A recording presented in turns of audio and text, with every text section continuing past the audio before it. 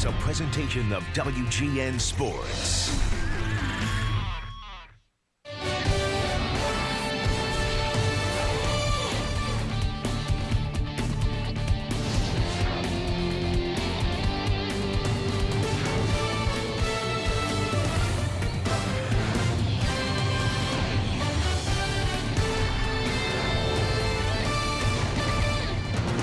It's the regular season finale between the Cubs and Cardinals, and let's hope there are no on-field fires to put out. Last night, plenty of drama, plenty of excitement, and plenty of anger between these two Central Division rivals as the Cubs and Redbirds meet up here on WGN Sports before a packed house again at Wrigley Field. Hi again, friends. Steve Stone, Chip Carey. Great to be back at the ballpark. But alas, Steve, the Cubs now 9 games behind the Cardinals. St. Louis won 5-4, and last night really a microcosm of the way the season has gone for the Cub offense. The Cardinals executed and the Cubs didn't, and so far, let's take a look at the difference between last year and this year as far as the Cubs are concerned.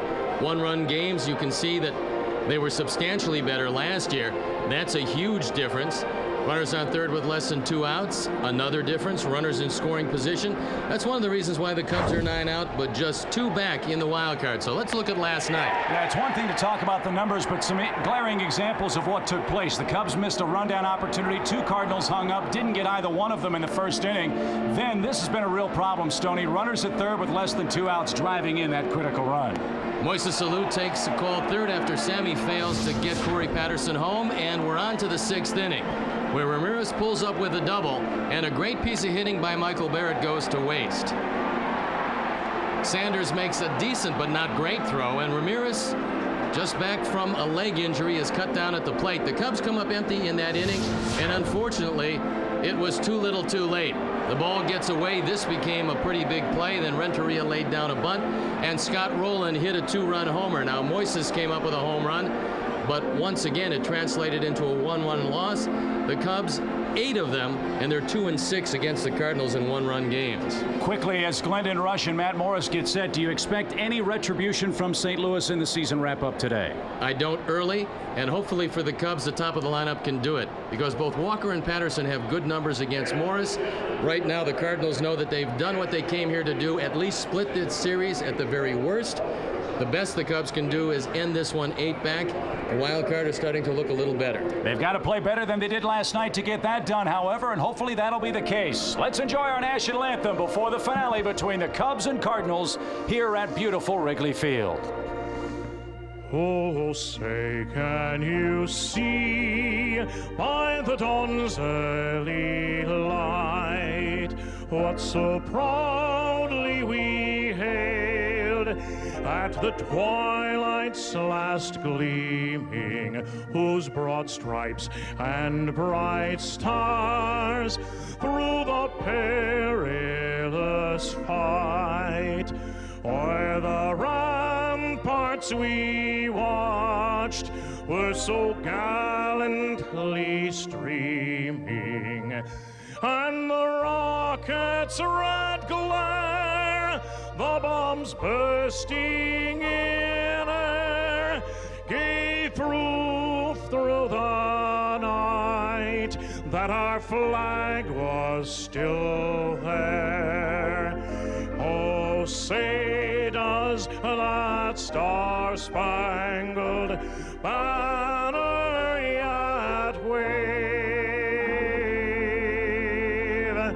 o'er the land of the free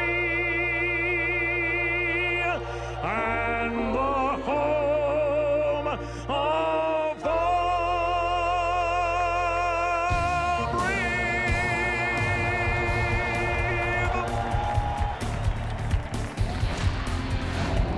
Chicago Cubs baseball, brought to you by Bud Light. Fresh, smooth, real. It's all here.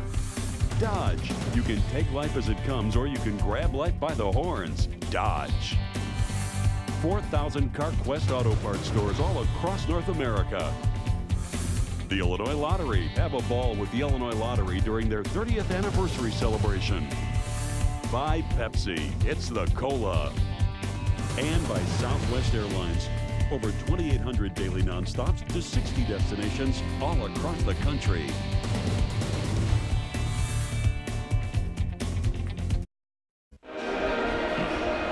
It's hot and steamy, and in high definition, you'll see every bead of sweat from the performers on the field this afternoon. Our Cubs-Cardinal finale brought to you in high definition by our friends at Grant's Appliances, Electronics, and more. It's going to be Glendon Rusch for the Cubs, Matt Morris for the St. Louis Cardinals. And if last night was a must-win for the Cubs, they didn't get it. That makes today's game even more important for their 9 games out of first. Glendon Rusch is trying to go 6-1. He came in when Mark Prior left that game, did a great job in 5+ innings. There you see the last time out against Milwaukee. The Cubs won that one. For Matt Morris, ERA-wise, he's not having that kind of a year, but he's starting to close with a rush. And against the Cubs over the last 2 seasons, he's been pretty tough. He's a guy that doesn't beat himself too often, and he does have a real good overhand curveball to go with what's become a fastball in about the low 90s. So the Cubs take the field, entering play today with a 49-43 record. St. Louis just sizzling hot at 57-35 this year.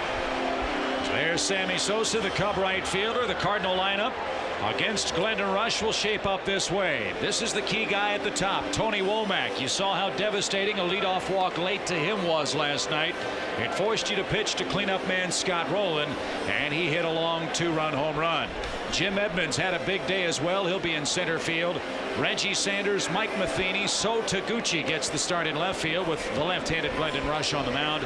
And as Steve mentioned a moment ago, longtime Cub nemesis Matt Morris pitches and hits ninth. We'll take a look at the Cubs Pepsi defense. Pepsi hits the cola with a Lou Patterson and Sosa left to right. Ramirez, Gonzalez, Walker, and Lee in the infield. Michael Barrett behind the plate. Glendon Rusch on the hill. And Glendon, as you know, has to change speeds. He's had very good control this year. There's a few guys in this Cardinal lineup that have hurt him. They're usually the guys that have hurt just about everybody. I'm talking about Rowland and Renteria. They have real good numbers. And surprisingly, Mike Matheny with very good career numbers against Rusch. This is a tough lineup to face because they alternate right and left-handed. They have some thumpers. And for the second straight day, the wind is blowing out. The Cubs will bid adieu to the Cardinals after the game today. They won't miss them. They've been very tough on them. And the Cubs looking for their 9th win in this, their 19th game against their longtime rivals. They're the men in blue, and a special bit of platitude for Joe Brinkman last night. I thought he did a great job of defusing what could have been a very volatile situation behind the plate last night. And that chore falls to Tim Sheeta, today's home plate umpire in this series wrap-up. 85 degrees. Winds just 7 miles per hour out of the south, but it is really sticky and steamy here at Wrigley today. And slapped foul by Womack, a ball and 2 strikes. Womack just tries to put the ball in play and then uses his great speed. Although the combination of Rusch and Barrett, not easy to steal against. Rusch is quick to home plate. A corner not open that time. 2-2 the count. Rusch 4-6 lifetime against the Cardinals in his career, 1-1 this year. And if you missed it before the game, Mark Prior threw a simulated game. We've not gotten the official word, but it was hoped that he'd be able to take the ball Sunday against the Phillies on the next road trip. We'll see if that indeed comes to pass. Full count pitch coming now to Womack. This becomes a big pitch for Rusch. You put Womack on to lead off the inning. It's tough to stop him from scoring. He's having a good at bat, spoiling some Rusch pitches here.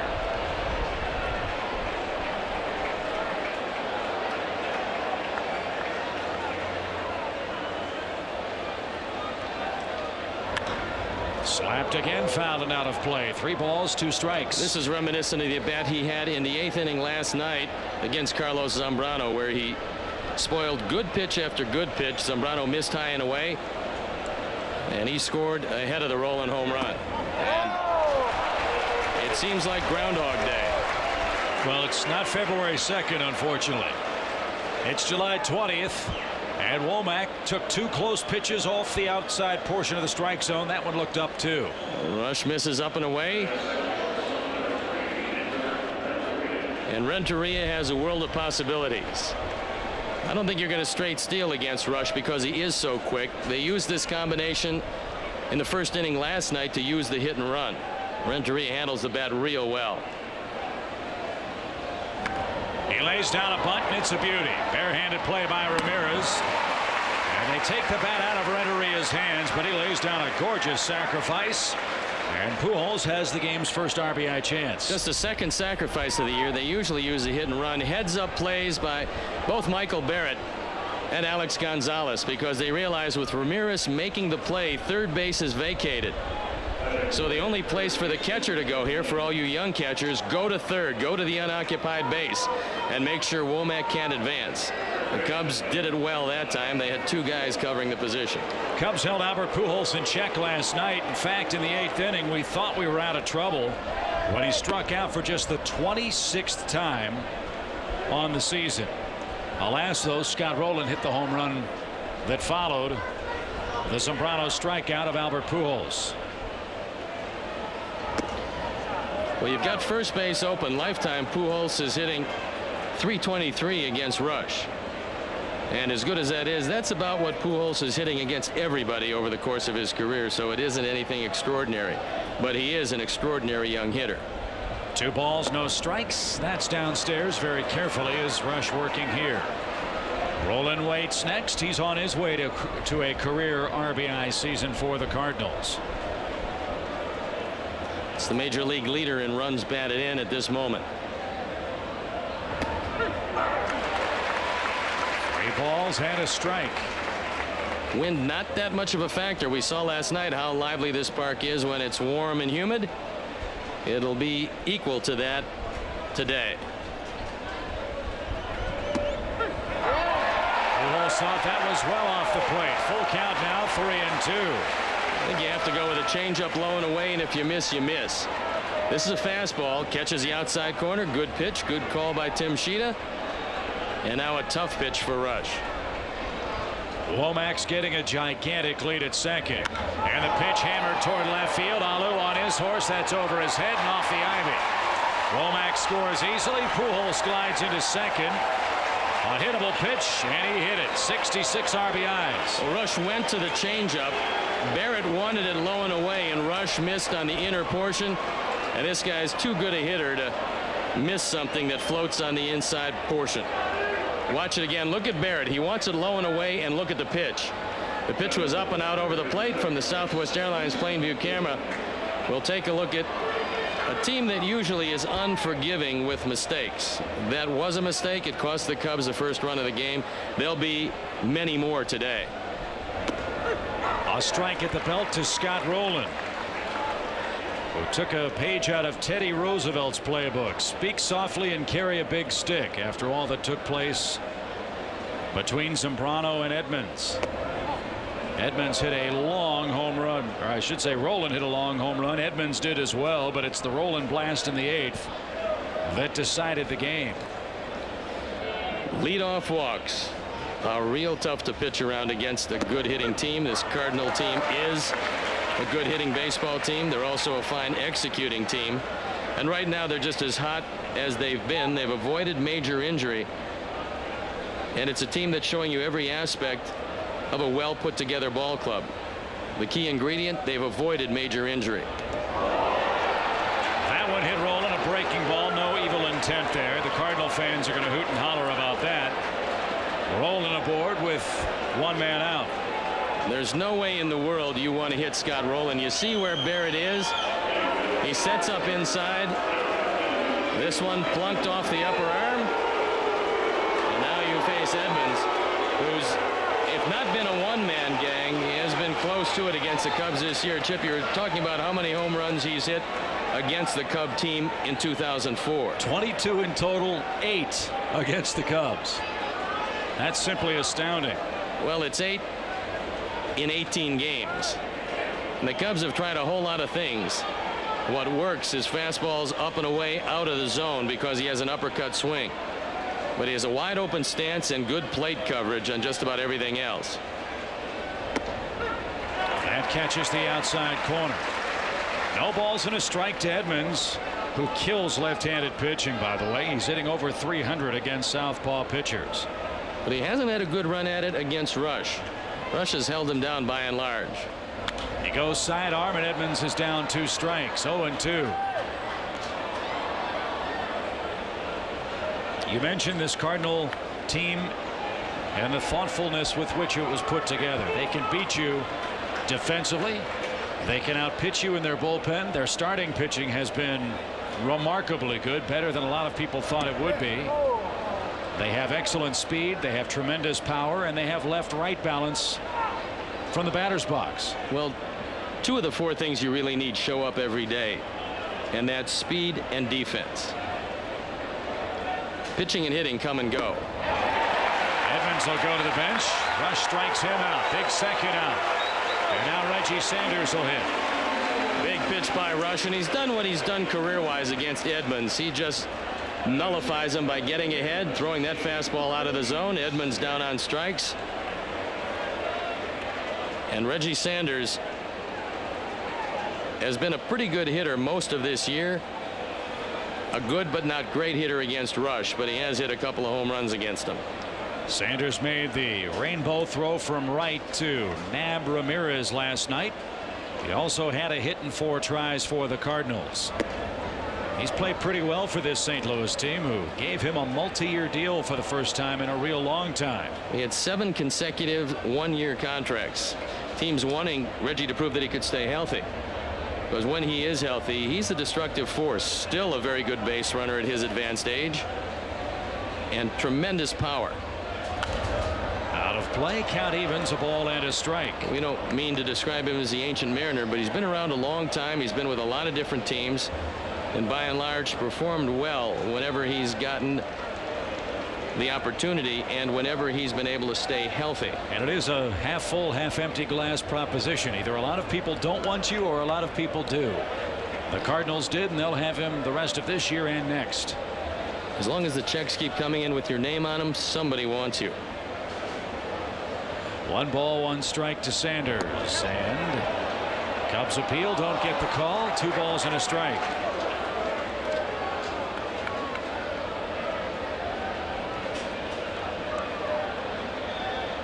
It's a good changeup. It's down. Reggie might have gotten a break there. He just talked to Tim Cheetah and said throw the baseball out because it hit in the dirt. A good thing for hitters to do.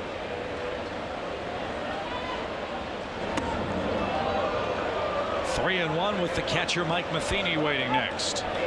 Well, this is the pitch that hitters dream about. They love the 2-0 pitch. They particularly love the 3-1 pitch. It's probably the most dangerous pitch in baseball. And Rush has to make it.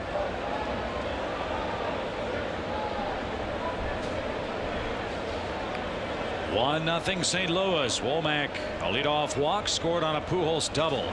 And the pitch hit a mile high to left, won't be deep enough. Moises Alou will come in, and he'll make the play. All in all, a nice job by Rush. First inning trouble, only 1 Cardinal run across. Matt Morris to the mound with the lead here at Wrigley.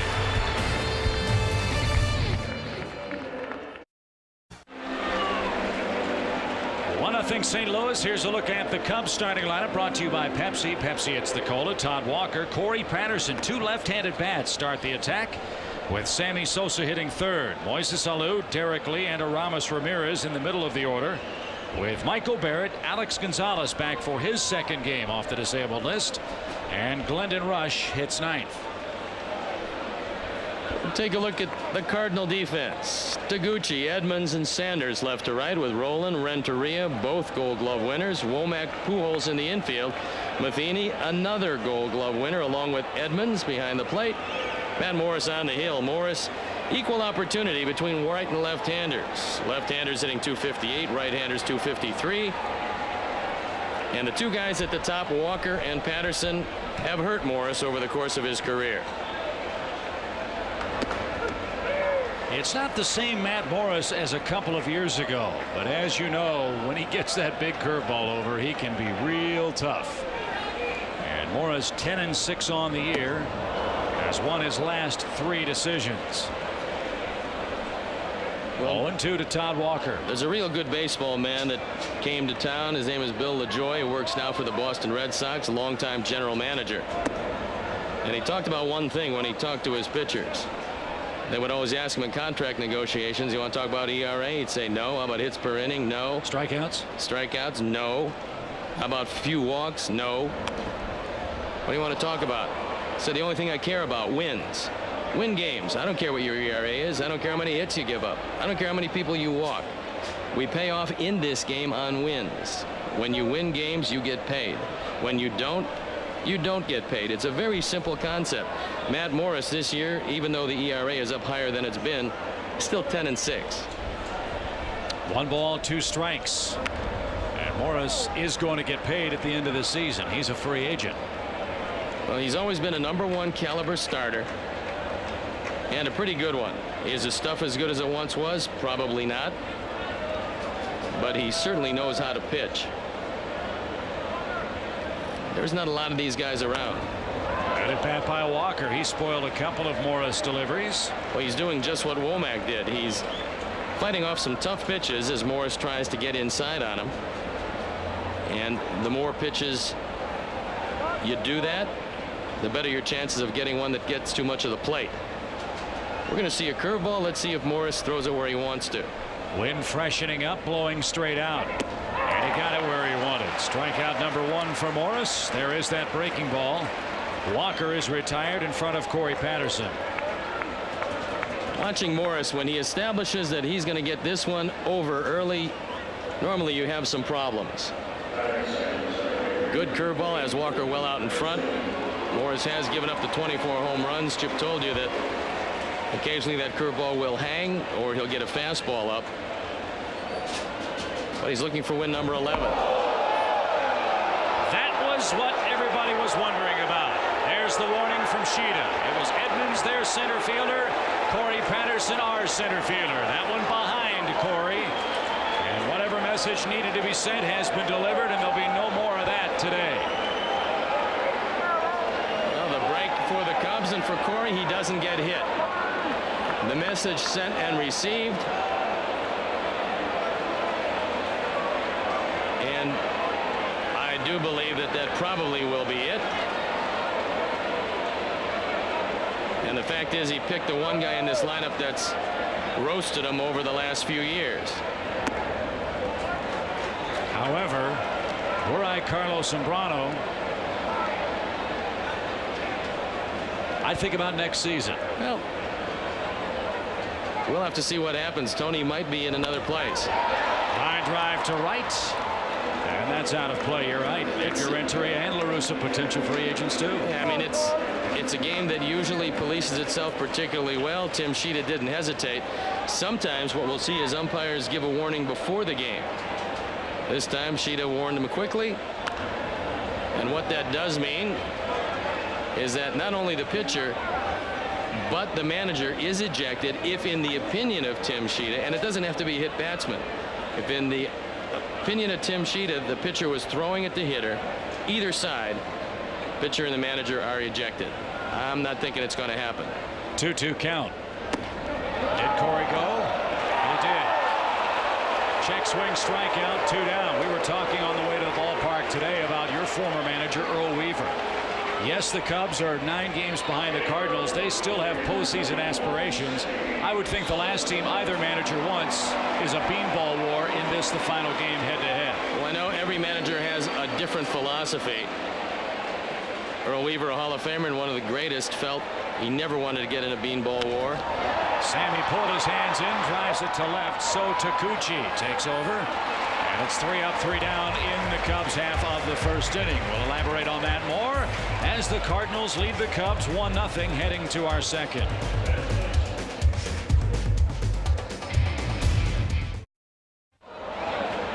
Mike Matheny leads off the Cardinals' second inning.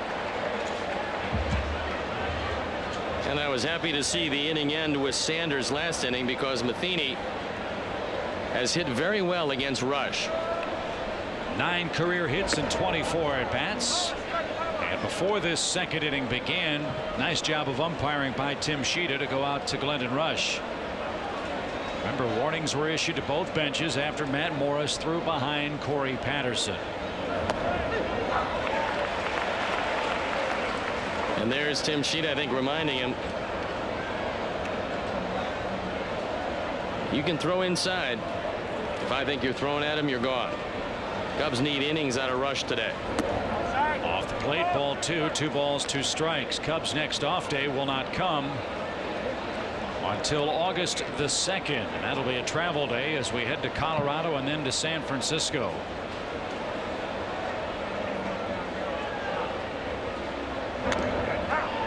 Well, Zambrano pitched deep into the game last night. In fact, he threw 7 2/3, so they didn't use and abuse the bullpen and a quick turnaround from a night game to a day game. But certainly you get deep in that pen in a long stretch without off days, and it's not going to do you any good. A 2-2 count to Matheny, and the Cardinals put bat on the ball again, and Matheny will stay alive. I guess the biggest question again to come out of last night is what constitutes showboating, not just in our sport but really any sport anymore. I think that showboating is in the eye of the beholder. What you construe as showboating, the other team might not. Second strikeout for Rush, 1 away for Taguchi. And so in last night's game, obviously Carlos Zambrano was upset because he thought that Edmonds was showing him up.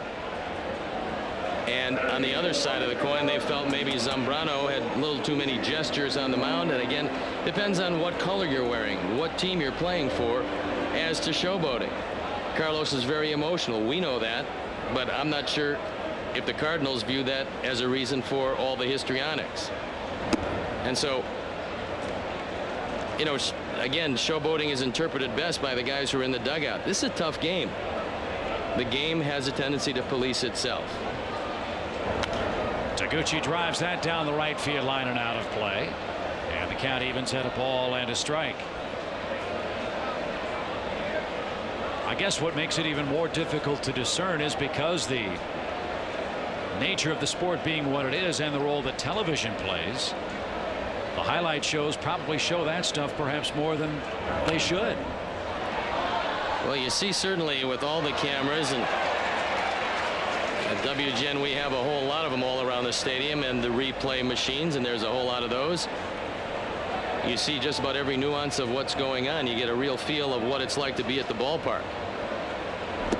Well, my point is, obviously, with a 30-second highlight clip, it would probably be very easy for people around the country to get the wrong impression from seeing a player react one way or another. Taguchi's going to be retired for the second out. We'd like to wish a happy belated birthday to Phil Cavarretta. Yesterday, his 88th birthday. His grandson Matthew has a birthday today, his 25th. Of course, Cub fans know Phil Cavarretta in 1945, the last time the Cubs went to the World Series. He was the National League MVP, hitting .355. So, Phil, we wish you a happy day and hope all is well. So we're set to go. Michael Barrett with a few words as Matt Morris dug in. Lots of conversations have been going on between the combatants, between the white lines in this series. We saw something odd last night. Sammy Sosa and Chris Carpenter talked after Sammy grounded out. And we really have no idea what went on. Neither would elaborate. That's okay. Usually what's between the white lines, or certainly in the clubhouse, if possible, should stay there. These guys on both sides are giving it everything they have on a daily basis. You can't question that. Yeah, I mean, again, you look at the standings and you say, wow, the Cubs must have been blown out by St. Louis. That hasn't been the case. Cubs are 8-10 against them, and a lot of close ball games. The real difference is divisional play, if you want to look for a difference. The Cardinals in the Central, and with the unbalanced schedule, those are the preponderance of your games, are +8 over 500. The Cubs are a -2. There you look at one of the differences in the standings. If you're going to win the division, you're going to do it, especially in a 6-team division, the only one in baseball, the National League Central. You're going to do it by beating your division rivals. The Cardinals have done it. The Cubs haven't. 2-2 count. And Morris again, good rips. And that ricochets off the coconut of a Cardinal fan. But both of these teams have one thing in common. Cardinals only have one losing record in the division, the Milwaukee Brewers. And the Cubs, as you know, have had trouble with the Brewers. So That's been the surprising team. And they're going to face the Brewers in St. Louis tomorrow. So after this game, the Cubs will be the biggest Milwaukee fans they possibly can be. Yeah, for just a few, because the Cubs go up there for 4. 2-2 count. Morris, good at bat, is going to ground out to second. Walker makes a good play, and Rush has a perfect second. 1-0 St. Louis.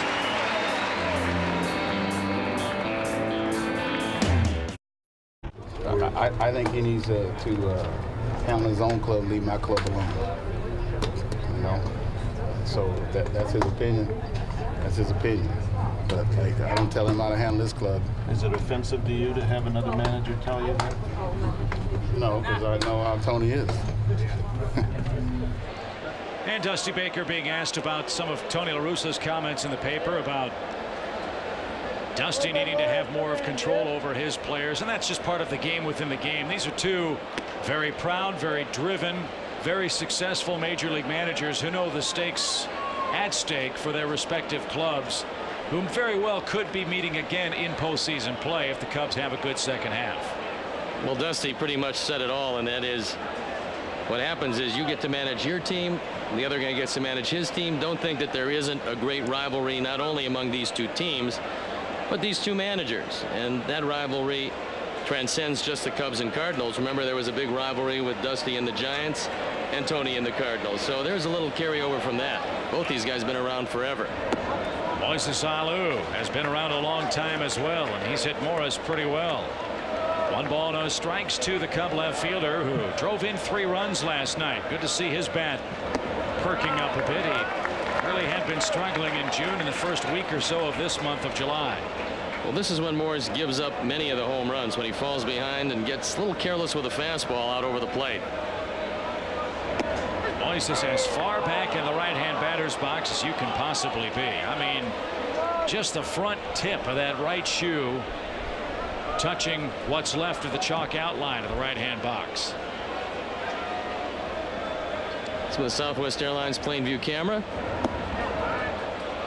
The appeal to Jeff Nelson. Nothing doing. Another good hitter's count. 3-1. Full count now, 3-2. The Reds will be here tomorrow, and they lead Milwaukee 4-2 in the bottom of the 8th inning at the Great American Ballpark. Off the end of the bat, right field line. Long run, Pujols. And he'll give up the chase. That bounces off the top of the concrete wall and into the seats.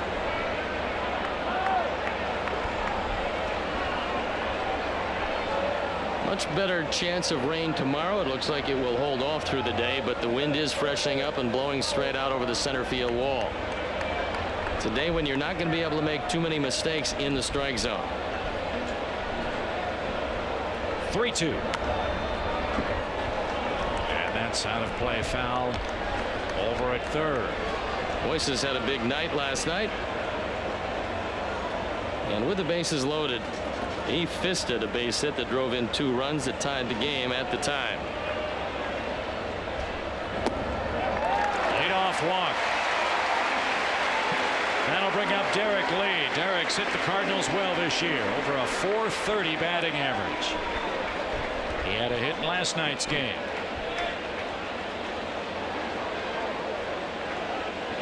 We want to congratulate former Cub Terry Mulholland, who's done something that only 2 other men have done. At the ripe old age of 41 and with the Minnesota Twins, Terry Mulholland beat the Tigers and now has beaten every major league team. It's 2 men probably who are active, because I'm sure that, well, Al Leiter and Kevin Brown. Yeah, that's guys that are active, but there's been a few over the years. Well, at the time, right, but what they're saying is that Mordecai Brown didn't beat the Tampa Bay Devil Rays. Well, that's true. So congratulations to Terry. It's an amazing accomplishment when you consider the perseverance, and we congratulate him, a nice guy who seemingly worked everywhere but left a mark here in Chicago. I did like his quote. He said, you know, this wasn't exactly a driving force in my career, but it is a testament to a very strong and very durable pitcher. And one of the keys is he's a left-handed pitcher. Well, that's true too. That has something to do with it. Tim Sheedy goes out to break it up. Matheny with a conference. And Matt Morris has fallen behind the first two Cub hitters. As the Cubs down a run with a very promising start to the second inning. Good hitter's pitch, 2 balls, no strikes. And Derek hits it a mile center field and deep. Edmonds will watch that ball rocket way out of here.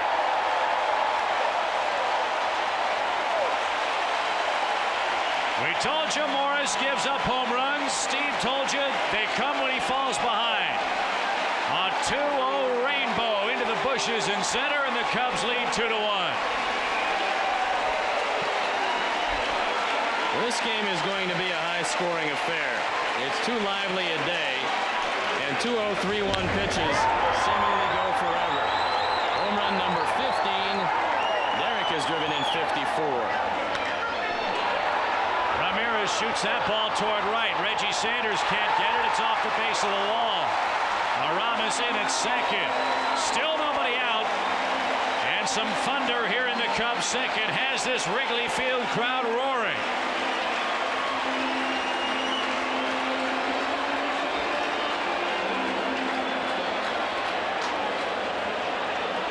Ramirez has a couple of doubles in as many days, and this one to the opposite field. No chance for Sanders. Ramirez starting to hit the ball a whole lot better, and you got to believe he's going to be moved up in the batting order. Aramis hitting number 6 in the batting order. This is a prolific run producer. Here's Michael Barrett. How about the base hit he had in the aforementioned 6th inning, taking away the completion of the play?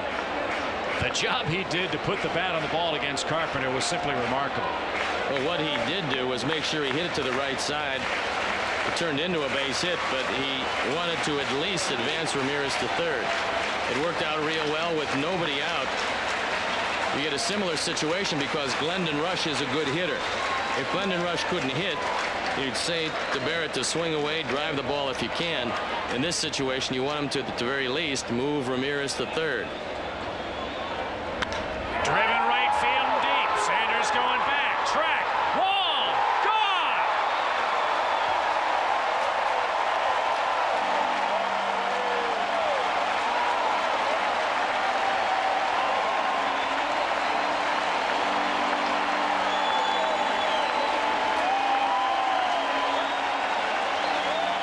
Textbook hitting, textbook result. 4 runs are in, nobody is out, and the Cubs lead 4-1.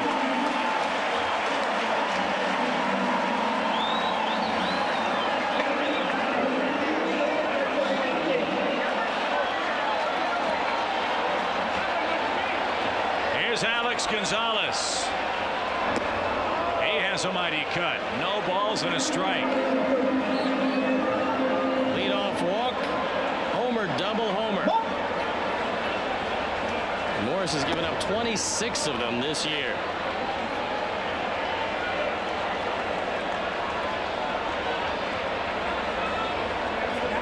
If that breaking ball flattens out, he'll give up a couple more before the day is done. It is good to see Alex back in the lineup. Remember, he was on the disabled list from May 6th until yesterday with a fractured bone in his hand. He's down on strikes. 3 of those for Morris. Lee and Barrett have homered here in the second. Sometimes when you do the right thing, it turns into gold. This is a fastball on the outer portion. Michael trying to hit it to right field. And he does just that. And how far did it fly for Southwest Airlines? 370 happy feet.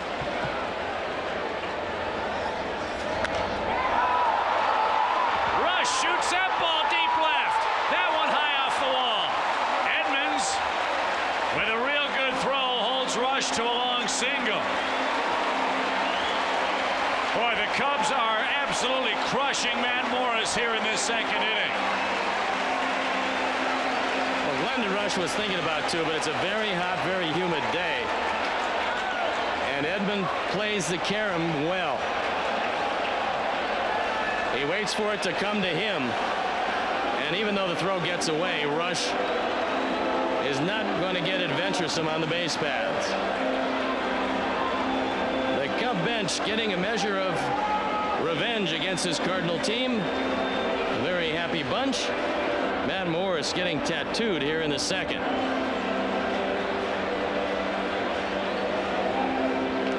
So let's take a look at our on-the-road feature with Hotels.com. Matt Morris, the last 4 years. Look at the home run totals. But again, as Steve said, this guy's still a big-time quality right-handed pitcher.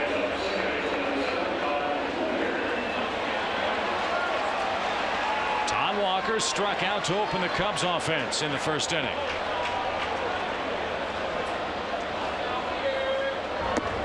And that backs him off the plate.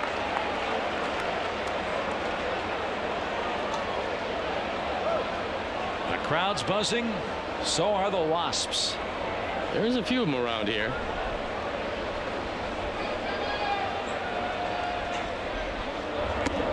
And you brought along your own self-defense kit, huh? Just in case.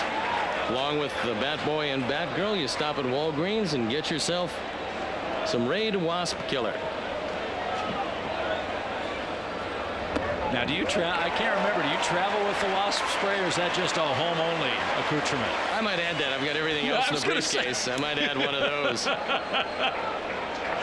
Don't need it much in Houston and Milwaukee, That's however. True. Or in Arizona, for that matter. But Philadelphia, you never know. New ballpark. True. We'll have to check on all of the insects. We'll call Harry Callis and get the bug scouting report. Exactly right. 3 balls and a strike here at the top of the hour. A 4-run second, as the Cubs in front by a 3-run score. Another walk.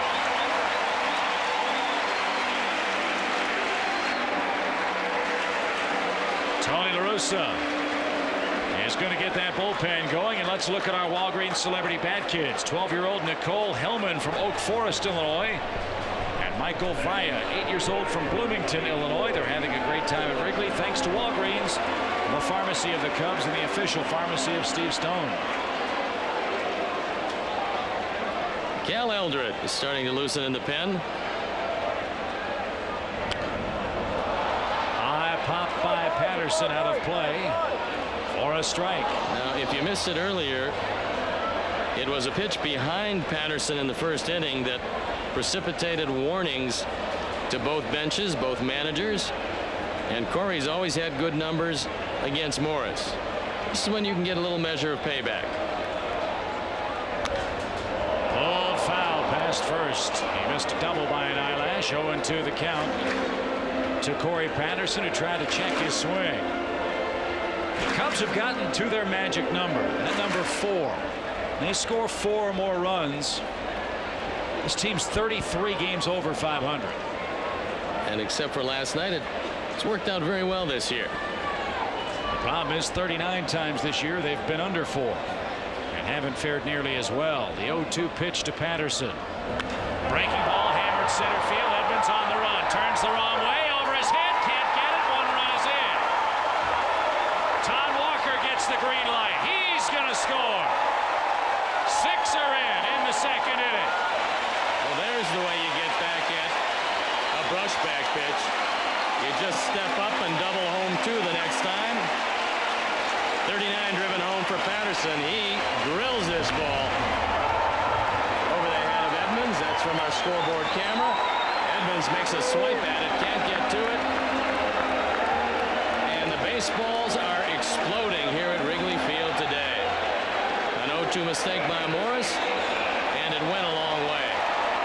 A 6-run second. Here's Sosa. 1 ball, no strikes. 9th man to hit in the frame. It shouldn't take Eldred too long to warm up with warm weather like this.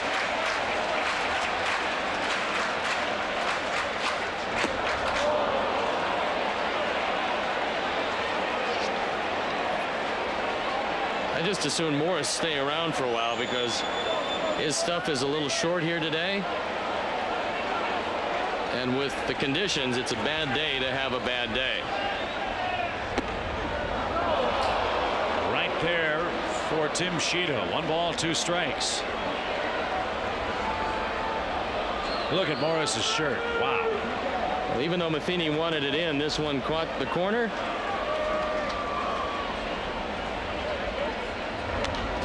High pop, shallow right. Womack will drift out and make the play. 10th man coming up is Moises Alou. Let's pause quickly for station identification. You're watching Superstation WGN, your home for your favorite sports.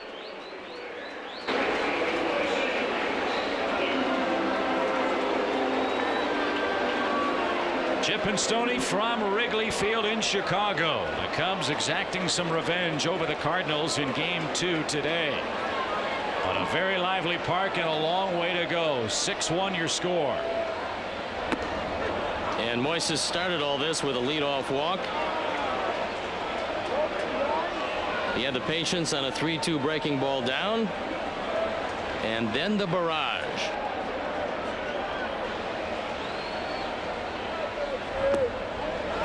That's downstairs, a ball and a strike. In case you wonder what Morris's shortest career outing against the Cubs was, he went 4 innings back in July of 2001. I can't remember if that was right after the elbow surgery, though.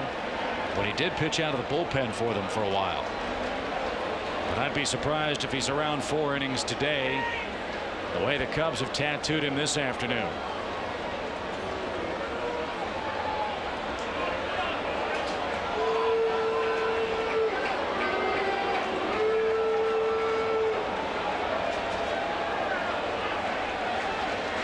A strike. That one gets by. You don't see that happen often. Matheny had no shot.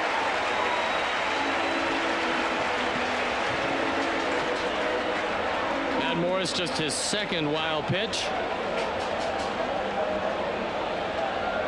And what happened, it caught the front part of the plate and just skidded under Matheny, who tried to backhand it.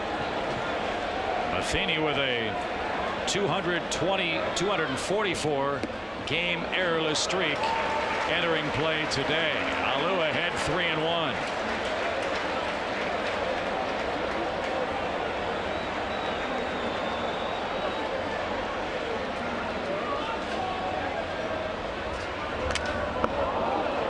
A full count coming to Alou now.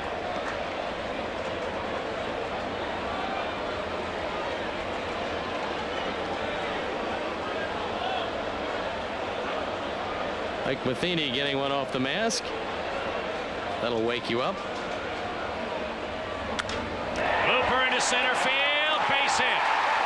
Patterson scores. It's 7-1.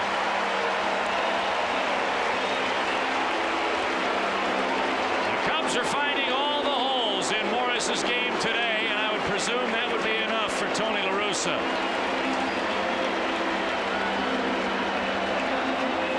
It will be.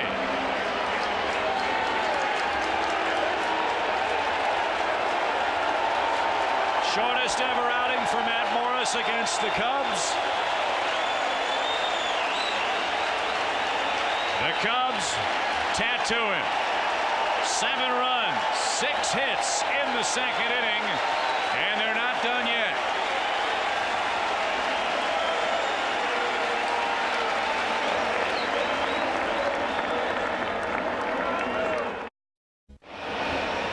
Cubs have 7 so far in the second. They're looking for more. They chase Matt Morris in the season wrap up this afternoon. And Derek Lee will face veteran Cardinal right-hander Cal Eldred, who really has saved their pitching staff the last couple of years for them.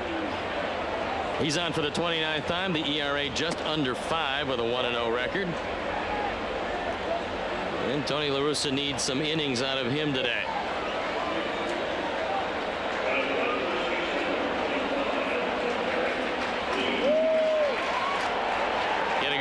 Cardinal uniform. The Cubs certainly will. This will be the last time they will see them this year. But they still could meet in the playoffs. And the Cubs aren't conceding anything yet. At the moment, they're 9 back. The only way to climb back is to start winning games consistently, and the Cubs hope to start that procedure this afternoon. 1 ball, no strikes, the count to Lee, and Eldred gets the generous outside corner, which has been called all day so far.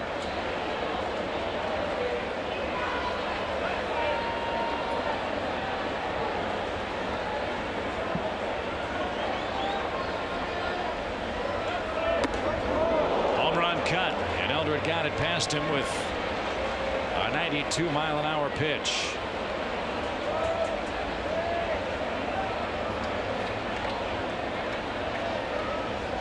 The Reds will be wending their way to Chicago shortly. They've just polished off Milwaukee 6-2. Cincinnati, without Ken Griffey Jr., does have Sean Casey back.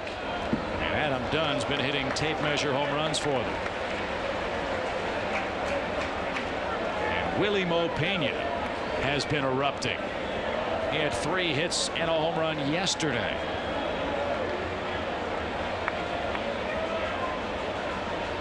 Two balls, 2 strikes, the count to Derek Lee. And Eldred retires the side. The Cubs send 11 men to the plate. Derek Lee and Michael Barrett with 2-run home runs apiece. And the Cubs have a 7-1 lead.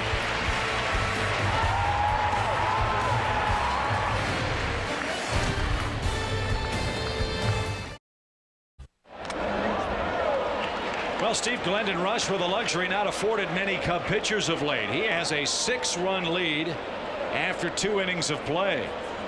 The top of the Cardinal order greets him in the 3rd. Slap toward left. Alou is there. Womack is out number 1. Well, after a rocky first, Glendon Rush navigated his way through that inning, giving up just 1 run. There you look at a big 7 spot chasing Matt Morris. From a pitching standpoint, you just go out like it's nothing, making sure you throw strikes and don't walk anybody. Here's Renteria. He sacrificed Womack into scoring position in that 1st inning and takes a called strike.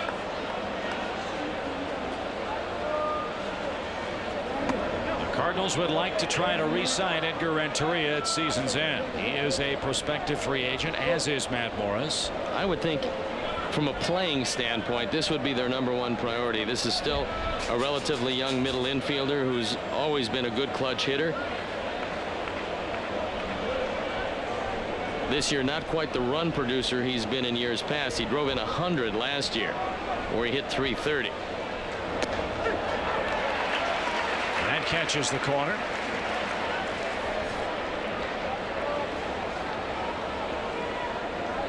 Renteria this year has hit 2nd in the order 32 times.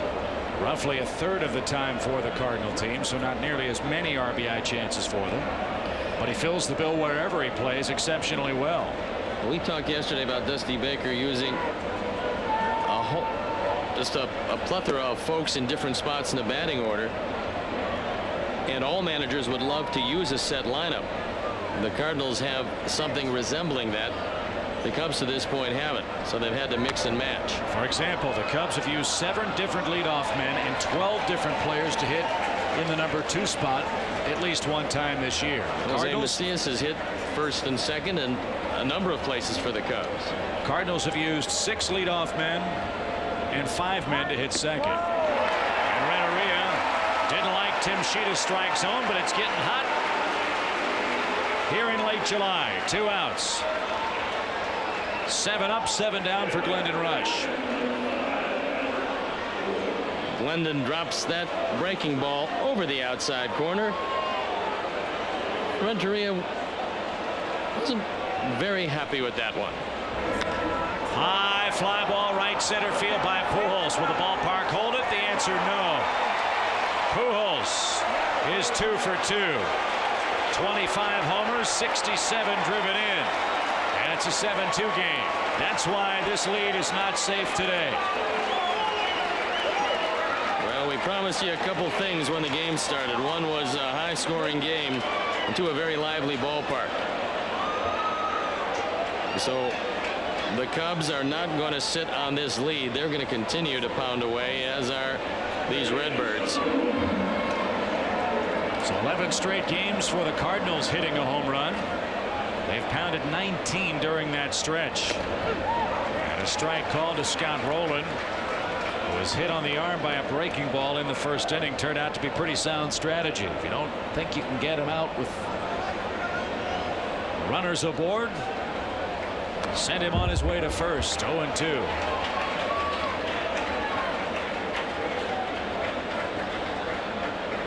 Pujols, if you make a mistake in the zone, is not a very forgiving hitter. What's so frightening about Pujols, he just almost never strikes out. Well, he also hits the ball all over. Nolan does strike out a time or two and went up and out of the zone to chase that pitch. 4 punch-outs for Rush. He gives up a run, but not the lead. He's up 7-2.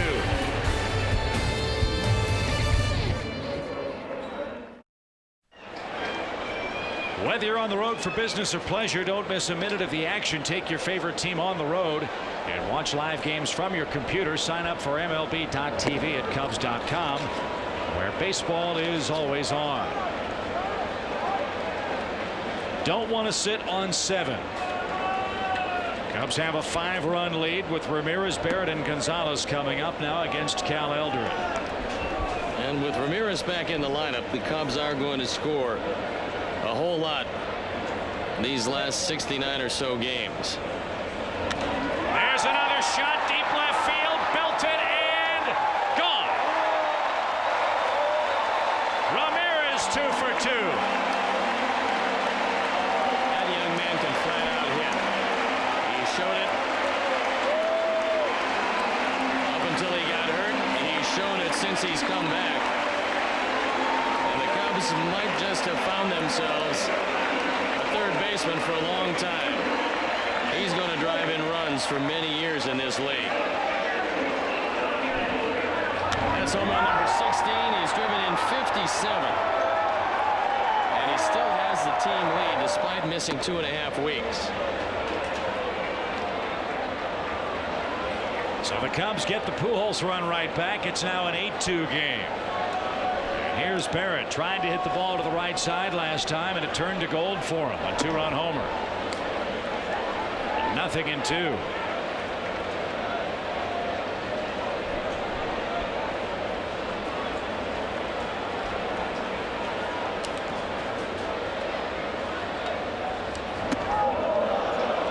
Up and in.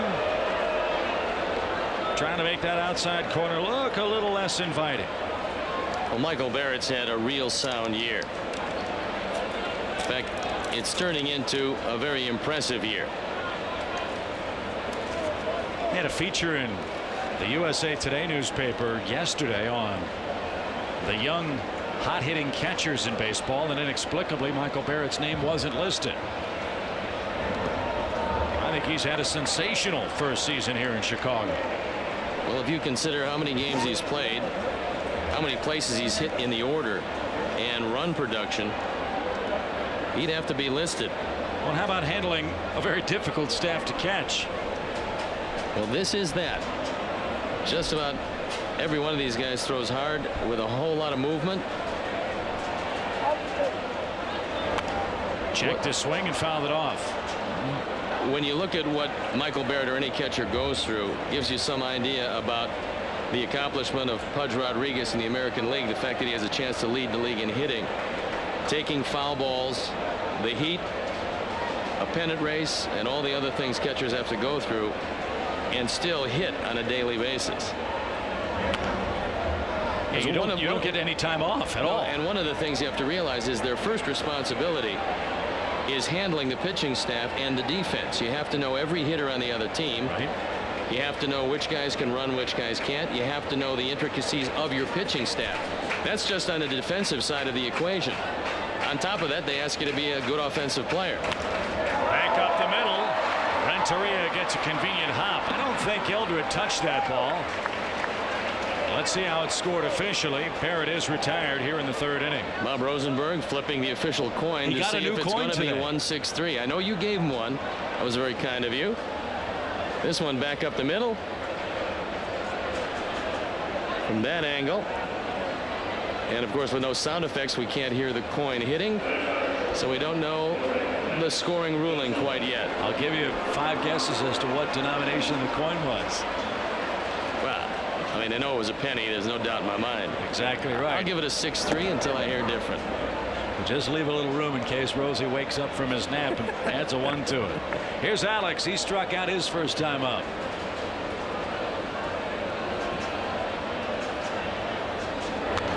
Off the end of his bat. We'll watch it again and see if indeed Eldred got hit by that one, and it looks like he did, so it is 1-6-3. Rosie looking everywhere but the field, missed the fact that it hit Eldred on the leg. Popped up back toward the screen, and it's playable for Matheny. 2 outs. Well, he's trying to figure out how you can make another shirt out of those drapes he used last time. And a good play by Matheny, who catches everything.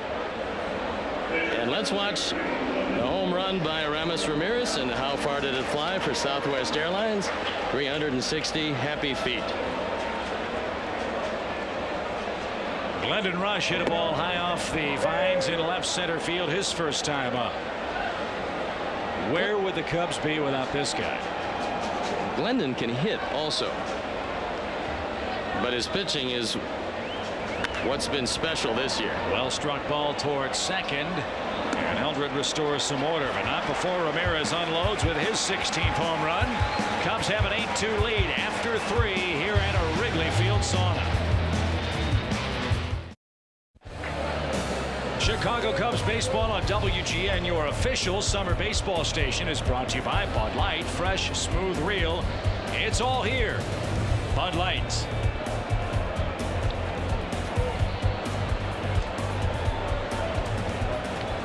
It's 8-2 Cubs, and Jim Edmonds to work for St. Louis. Edmonds struck out in the first inning of play. That's where you go, up in the zone to get him. Well, Glendon's had his number. Not many people have, certainly not many Cubs this year. But Glendon got him on a good breaking ball away the first time up, and he's going to go upstairs this time. Crossfire and out of play. Edmonds stays alive at 0-2. Edmonds has had a heck of a road trip. Robbed the Reds of a home run at the Great American Ballpark before they got to town, and then last night hit a towering 2-run home run. And now he'll have a seat. 5 strikeouts for Rush. Edmonds, a couple of words for Tim Sheeta, who says, "Hey Jim, I've called it that way all day. No sense in crying now."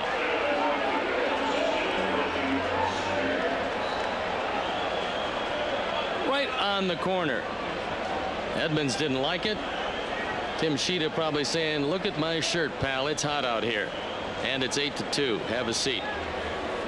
A luxury the umpires don't get. Here's Sanders. He flied to left.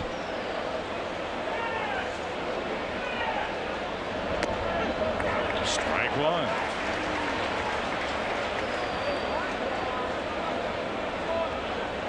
Glendon Rush's career high in strikeouts is 10. He's halfway there, and we're only in the 4th. His Cub high is 9, also against St. Louis. Well, Glendon was 1-12 last year, and nothing really went right for him with the Brewers. This is going to turn out to be one of those great acquisitions by Jim Hendry, along with Jose Macias, another one, Todd Walker, as this club was retooled over the winter. And Glendon Rush has just done a spectacular job.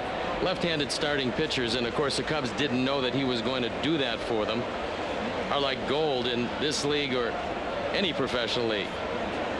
And Rush has rediscovered some of the magic. He's never had a winning season in the major leagues.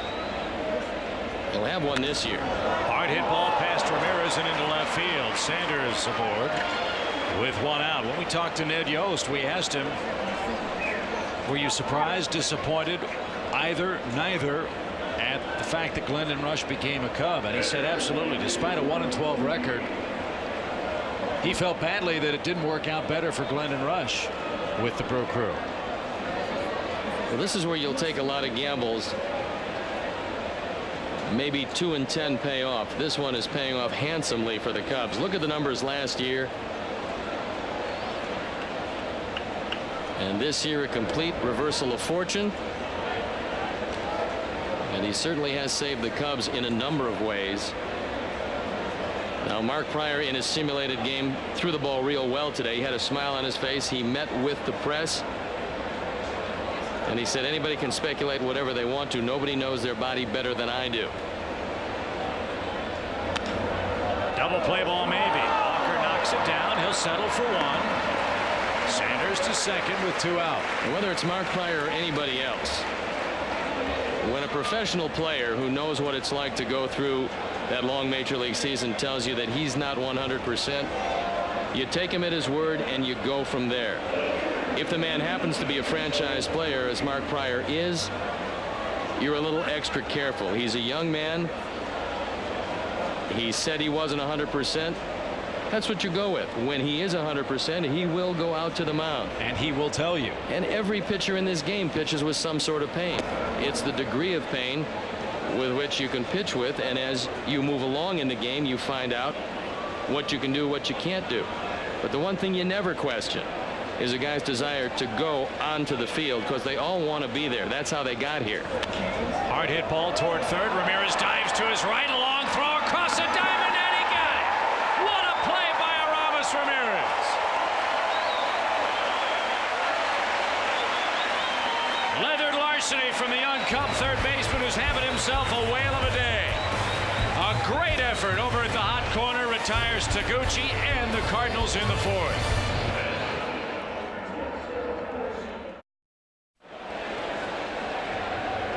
That's our Sharp Electronics high-definition booth monitor. You can find a full line of Sharp HD products at Grant's Appliances, Electronics, and more. Great play by Aramis Ramirez, ending the Cardinal fourth. Now the top of the order up, looking for more here. It's an 8-2 Cub game. Sharp breaking ball by Mark Pryor. Down the left field line. Long run to Gucci. He can't get there. It's off the base of the wall. Another Cub extra base hit. Well, there was a breakdown of Cubs offense this year, and something in the neighborhood of 43% of all of their hits are for extra bases, which is a whopping total. This is a team, when the offense gets going, they can put some big numbers on the board. Now that they have Ramirez back in the lineup, Alex Gonzalez healthy, and the lineup is starting to resemble what Jim Hendry and Dusty Baker thought it would resemble when the season started, there's a chance to have a pretty decent offense over the last 68, 69 games. So you figure 10 weeks left in the regular season. In a perfect world, the Cubs gain about a game a week. That would be real nice. It has been done before. I was talking with Mike Shannon, the Cardinal broadcaster, about that 64 Cardinal team.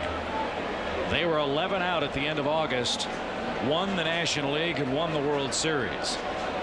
That doesn't happen often, but it is still possible. That's what makes this game so important for the Cubs. Psychologically, there's a huge difference between 8 back and 10 back too.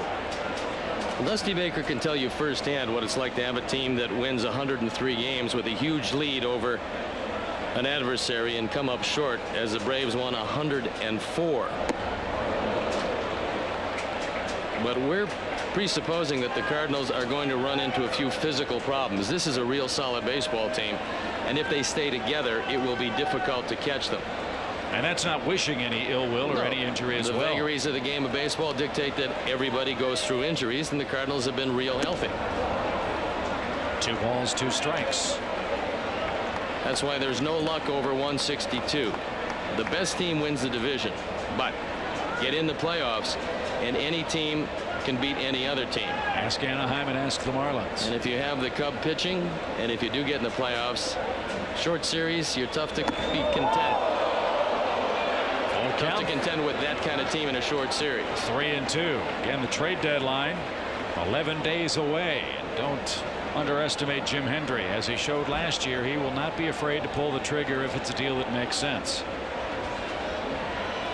3 balls, 2 strikes. In the air, out of play, foul off the bat of Patterson. Still, though, the Cubs have not been able to put together their 25-man roster for 1 inning of 1 game hit this season. The loss of Todd Hollinsworth was a big loss because he gave them some left-handed thunder off the bench.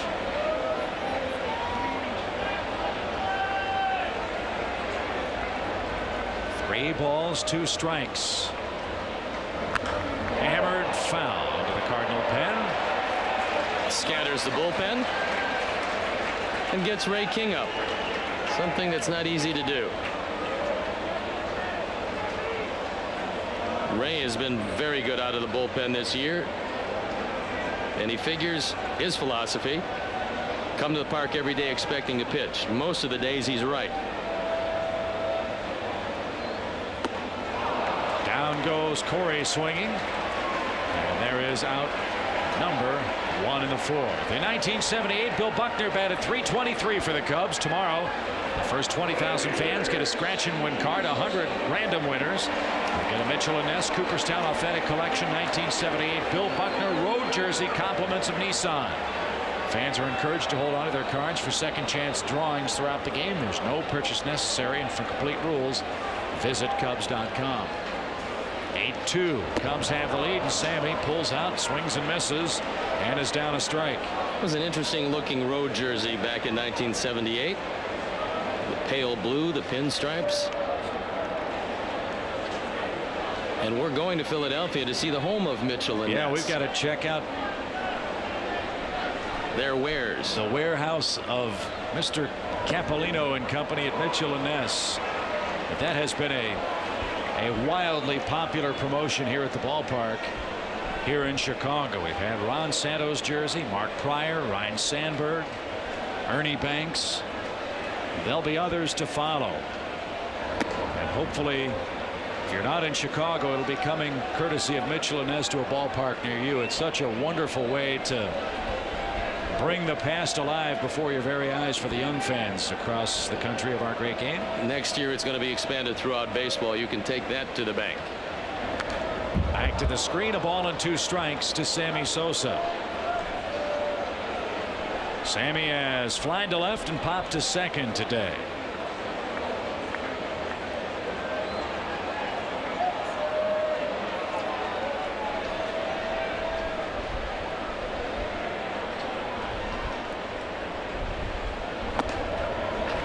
It's upstairs. 2-2. Big Cub fan Bernard Land watching us from Spring Hill, Florida today. Mr. Land grew up here in Chicago. So he is the land of Lincoln. Listen to the 1945 World Series on radio, coming home from Okinawa and Guam after World War II. A line drive to right. And that'll be caught. Tagging at second, heading to third is Walker. Sammy 0 for 3. So Mr. Land watching us in Spring Hill, Florida. We salute you for your service and hope you're enjoying things down in the Sunshine State. Here's Alou.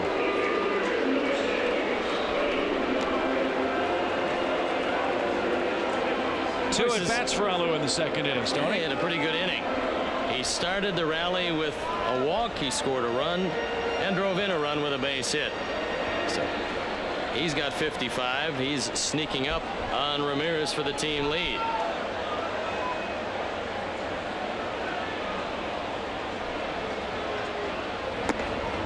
Well off the plate. 1 ball, no strikes.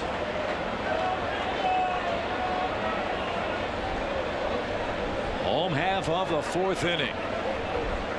The Cubs with a 7-run, 6-hit second. That one shot in the air toward right center field. Jim Evans is over, and the side is retired. No runs, a hit, a man left. To the 5th we go, leading by 6.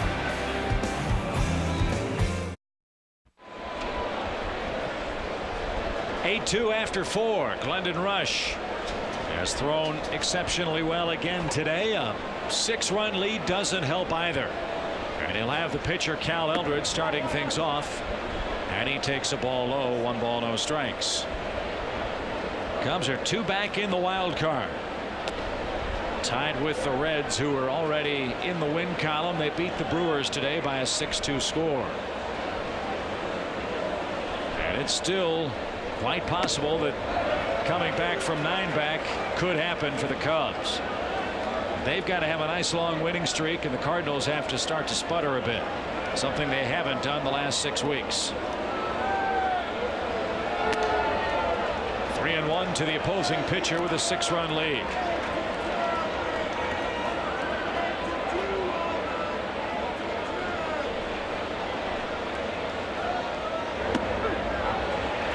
Now 3 balls, 2 strikes.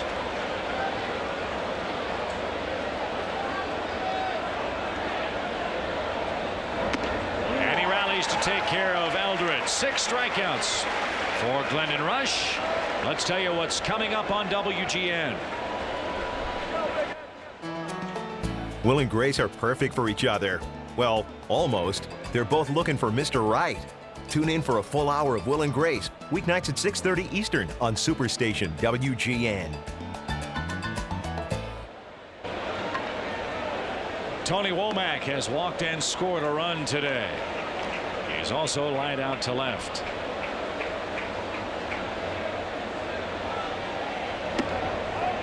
Bats inside to even up the count.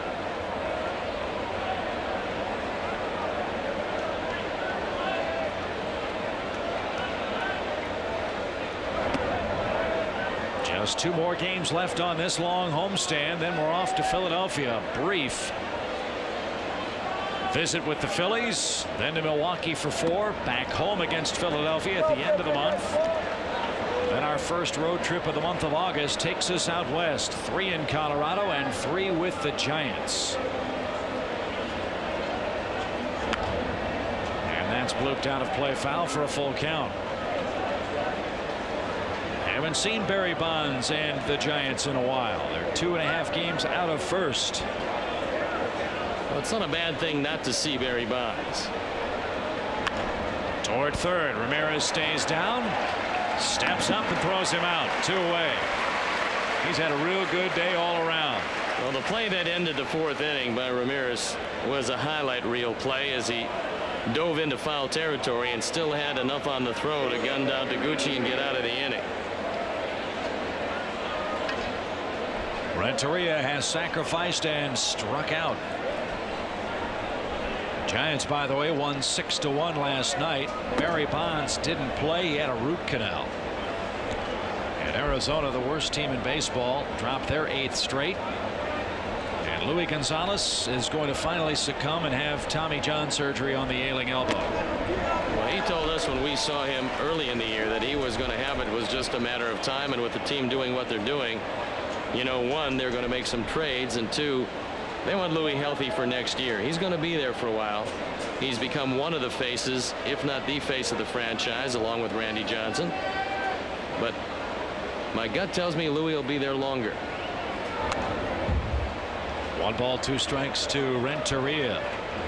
Chris Benson, another performer that's rumored to be on the block. Pirates are going to ask a king's ransom, and if you have a starting pitcher you don't think you can sign and are out of it, this is the year to get a king's ransom for them. We'll see what the Pirates are able to do, if anything, with Benson. 2 balls, 2 strikes. Well, a lot's going to be told in the next week. The hard part for the GMs is you have 8 teams within 5 games of the wild card in the National League alone. And that's what I mean about the next week. You want to see teams that are become buyers or sellers depending on the hot streak as we move to July 31st. And right now there's a lot of general managers that don't know which one they're going to be. Hard hit ground ball toward Alex at short. He'll gobble it up and take care of his counterpart, Edgar Renteria. 3 up, 3 down. 8-2 Cubs beating the Cardinals.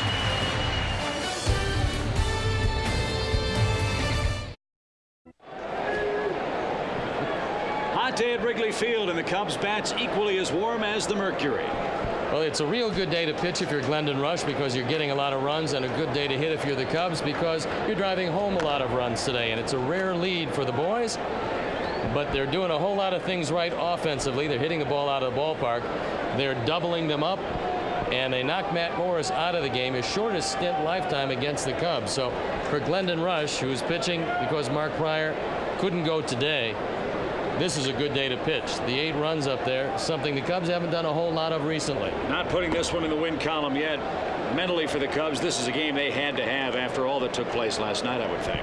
Well, they realize regardless of what happens, getting into the playoffs is the key.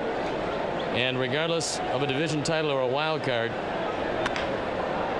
works out real well in a short series if you've got the best pitching. Renteria with a good play at short takes care of Derek Lee, and here's the man of the hour defensively, Aramis Ramirez. Steve, I don't think anybody in Chicago realized just how badly they would miss Aramis Ramirez when he went down for 2 weeks, but boy, he's been a big difference maker. When they went down, the Cubs averaged 2.5 runs per game. He's improved his defense. He's got a very strong arm, but It's in the runs driven in category where the Cubs really missed Ramirez. And we've seen since he's been back just what a difference he makes to this lineup. And how about the play defensively he made a moment ago, as you mentioned, diving to his right, scrambled to his feet and got a fast man in Taguchi. So Ramirez, an all-around terrific day on a day when the Cubs needed a lot of terrific efforts from a lot of different people, and that's the way it's worked out. 2 balls, no strikes to Aramis. He's doubled, he's homered, he's scored. And he was thinking about another home run there. 2 balls and a strike.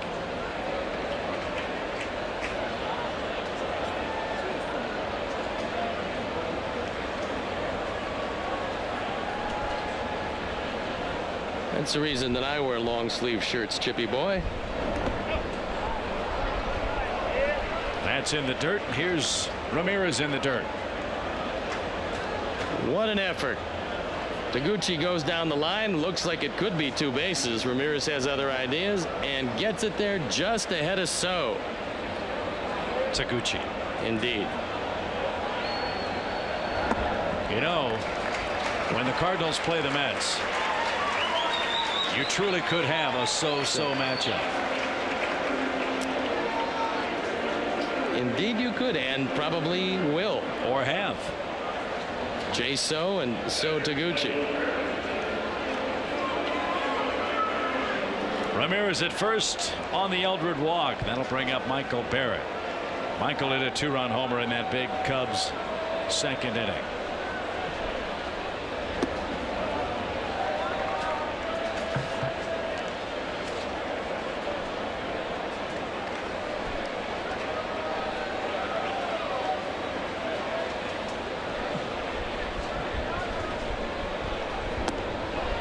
Downstairs. Sunday, August 1st. Again, the Cubs are back in town. They'll celebrate the 1984 NL East Championship season. 1984 memorabilia, including authentic Mitchell & Ness jerseys for members of that team, will be given away throughout the game. All-time saves leader Lee Smith will sing "Take Me Out to the Ball Game." The Cubs will battle the Phillies at 1:20. 2-hit day for Barrett. Ramirez stops at second. Alex Gonzalez will hit, and the Cardinal pen starts to work.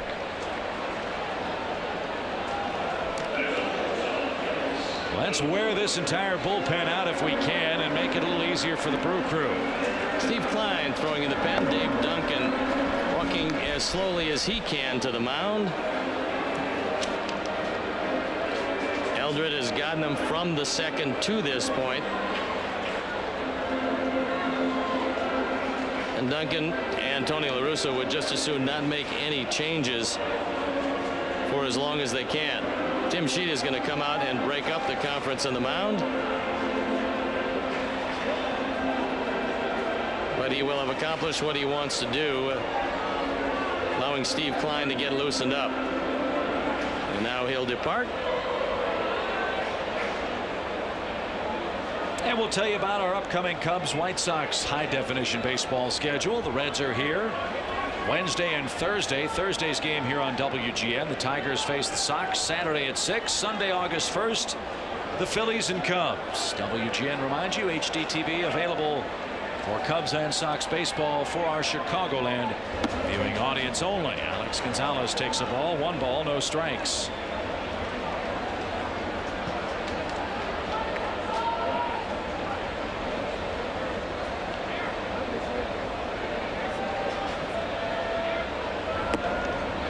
Missed the corner. Well, former Cub pitcher Randy Myers is watching the game today. Just chatted with Sharon Panazzo earlier.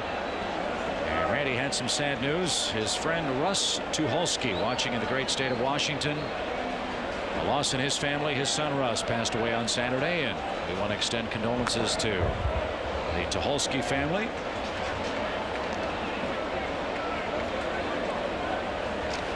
It was good to see Jody Davis here today, and this certainly reminds him of home in Georgia. This is exactly what the weather feels like on a daily basis most of the summer.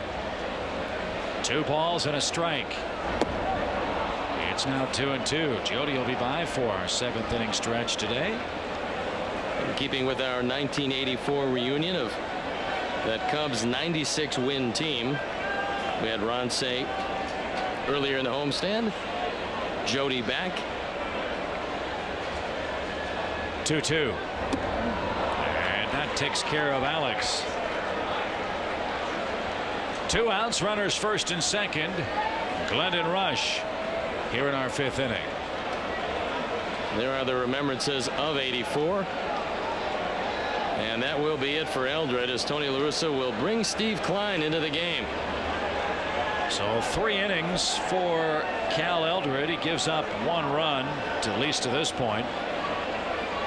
3 hits, a walk, and 3 strikeouts. So Steve Klein is on for the Cardinals. He'll face Glendon Rush when we come right back.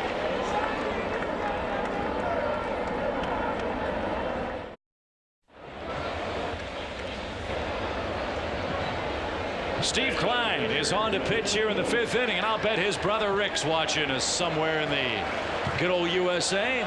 Big Cub fan, his brother. Not so much for Steve. As he comes into this one and faces a red-hot Glendon Rush. So a lefty-lefty matchup as we're at the top of the hour in Chicago. And Klein drops that in for a strike. This Cardinal bullpen has been very good since late June. And Klein and King from the left side give Tony La Russa a whole lot of options for the left-hand portion of the opponent's lineup. Off the thumbs of Rush. That's a fair ball. Rolen will step on the pillow at third, and that'll retire the side. Klein does his job. Cubs fail to score, and we head to the 6th, leading 8-2.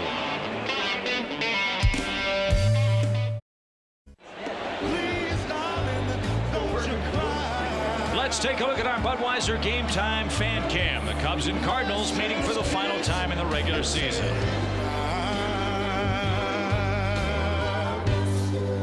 Understand me, won't you try. Let's just kiss and say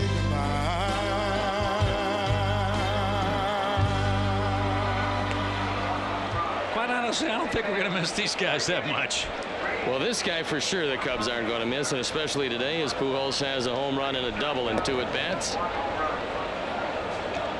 And we still have a ways to go in this ball game. Big poppers coming up, wind picking up at Wrigley, and a 1-1 count to Pujols over the outside edge.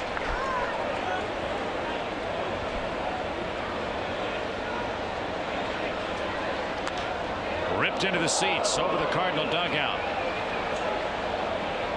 And Albert gets another swing here. Pujols made the All-Star team for the 3rd time this year at his 3rd different position. And he'll be their first baseman for a long time now. And Tony La Russa has said it won't be long before he joins his mates in the Gold Glove caliber portion defensively. And Pujols is 3 for 3, and that's what's scary. He wants to induce a throw from Patterson. It doesn't come, and now Rolen with 1 swing of the bat can make things a lot more interesting for the Cardinal fans. Well, Pujols a triple shy of the cycle. Tough park to triple. And this game still with a lot left in it. And the Cardinals still a lineup that scares you. Rolen with 86 runs batted in. He should fly by his career high total of 110 before it's all said and done. And I would have to say, if the voting were to be tabulated today, man holding the baseball bat would be the MVP of our league. At least he'd have my vote. He certainly would be right there and probably at the top. Although you could make a case almost on a yearly basis to give it to Barry Bonds, but they haven't pitched to him all that much, as Bonds has once again established the fact that he's probably the best hitter in the game of baseball. Rolen fouls that straight back. And there's a lot of folks that think that Barry Bonds might be the best hitter ever in the game of baseball. You're going to get an argument from a whole lot of folks. But for a long time, and with a combination of great speed, great power, and as he's gotten older, actually a better batting average. Bonds is establishing himself as just one of the great rarities in the game. A guy that can hit for average and power consistently, and to the point where he walks so many times that it's taken away from his numbers. When you pitch to him, just can't get him out. And it doesn't matter if it's right or left-handed. 2-2 to Rolen. That's off the plate. Bonds leads our league in hitting. He is tied for third in home runs with 24. You won't see him in the top 10 in RBIs. He's third in runs. You won't see him in the top 10 in hits. As that ball lined off the glove of Alex and into left field, and trouble brewing. Pujols on his way to third, and he will be stopped by Oquendo. Pujols nearly ran through the stop sign. Well, Oquendo yelled at him because Pujols was going to score and probably could have. But with nobody out, Jose Oquendo not only stood there, but he yelled at him, "Stay here. There's nobody out."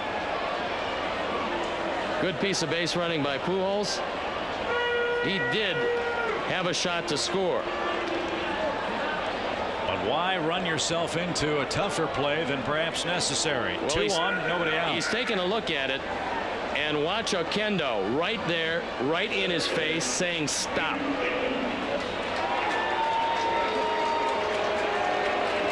Pujols were a Navy fighter jet, he would have dropped the tail hook. But he stopped in plenty of time. And here's Edmonds, 0 for 2 with 2 strikeouts, and he grounds that ball under the glove of Walker. Pujols scores. Rolen stops at second. It's an 8-3 game.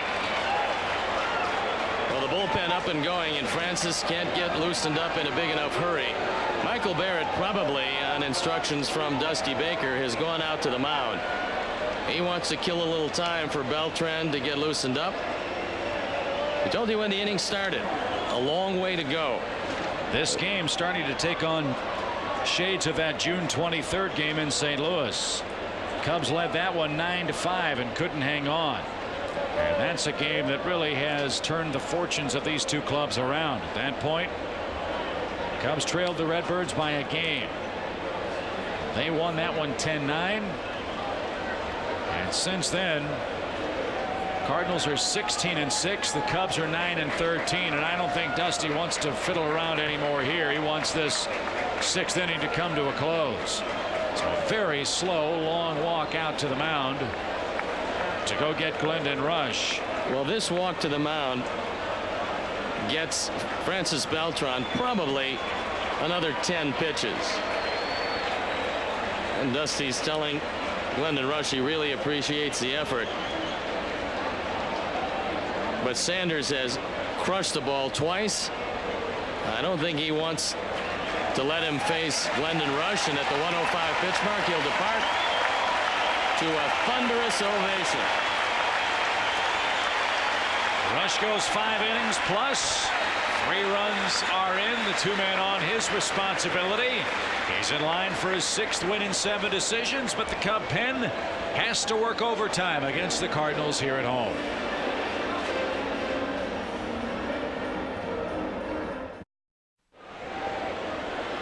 Nice day to work on the tan. A hot, muggy late July day in Chicago.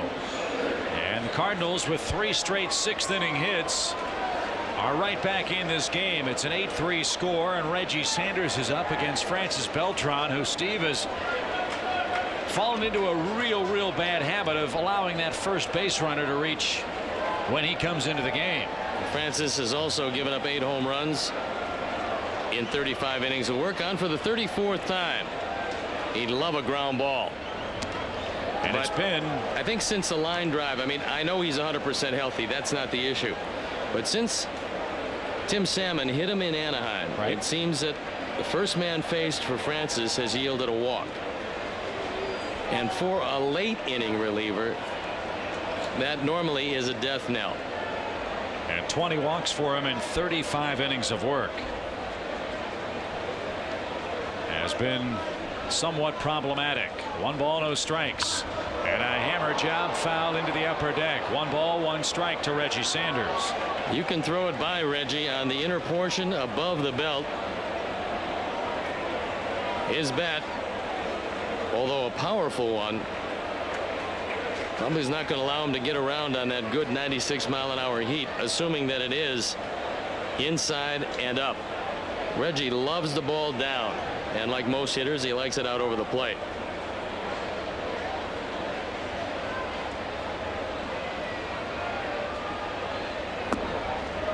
Ball too low, 2 balls and a strike. Elsewhere this afternoon, Toronto and Oakland are scoreless in the third. Toronto gets bad news. Roy Halladay with a tired shoulder will miss 4 to 6 weeks. He's the reigning Cy Young winner in the American League. Tampa Bay's fallen behind the Yankees 3-2, bottom 6 at Tropicana Field. And it's 8-3 Baltimore over the Royals at Kauffman Stadium after 5. Ball 3, 3-1 to Sanders. Well, now Reggie Sanders is squeezing the sawdust out of the bat. And a conversation with Tim Sheeta.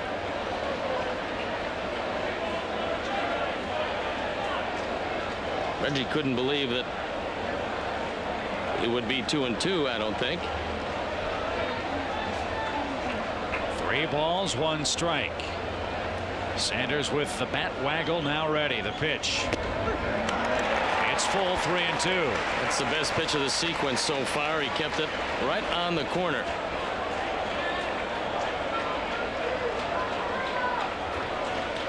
This game a little too close for the Cubs' comfort. 1 in, 2 on, nobody out, and it's only inning number 6. Sanders has only grounded into 2 double plays this entire season. He still has great speed, but he does have a propensity to strike out.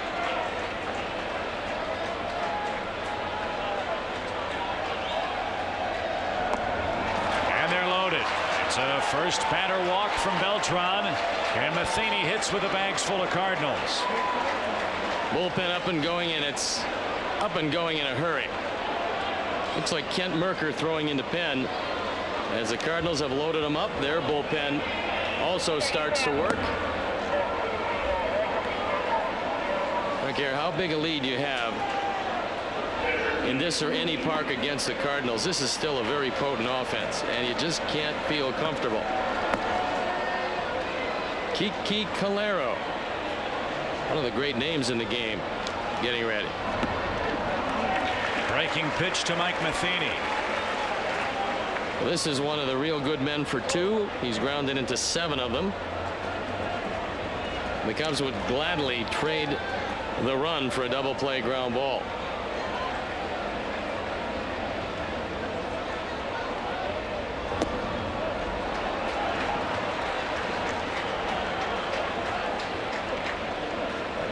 Matheny was one of the hottest of all the Cardinals coming into this series, and it says something about what Tony La Russa feels when he starts Matheny in a day game after a night game to round out the season series between these 2 teams. Matheny is his number 1, but he's a veteran catcher who's been around a lot. You don't see catchers in their 30s start day games after night too often.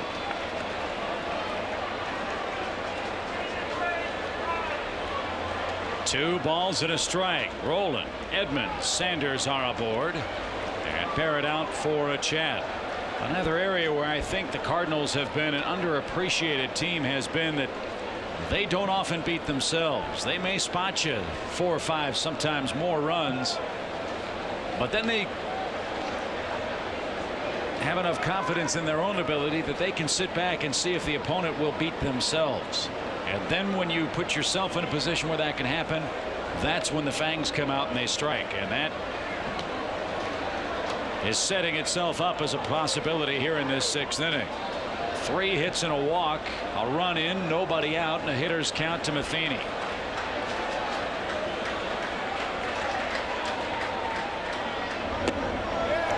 Ball 3.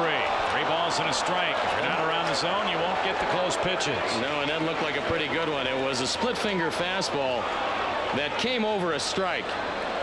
Just dipped a little low. Matheny had the patience to hold up, and he also got the call. 3-1. A run is in on a bases loaded walk. 2 in a row from Beltran, and folks, break out the scorebooks from June 23rd, this is a very similar scenario. 8-4 game, and the tying run comes to the plate. RBI number 30, Larry Rothschild, rushing out there. And what this will do for Tony La Russa, we don't know if he's going to make a change, but if Rothschild heads back, which you expect he would do, it allows Tony La Russa, if he wants to pinch hit for Taguchi. And Francis would have to stay in the game. So we don't know if he'd start to unload the left-handers quite yet. He's got Cedeno, he's got Anderson, he has Langford, he has Mabry. It's a bench filled with left-handers, but he keeps Taguchi in the game.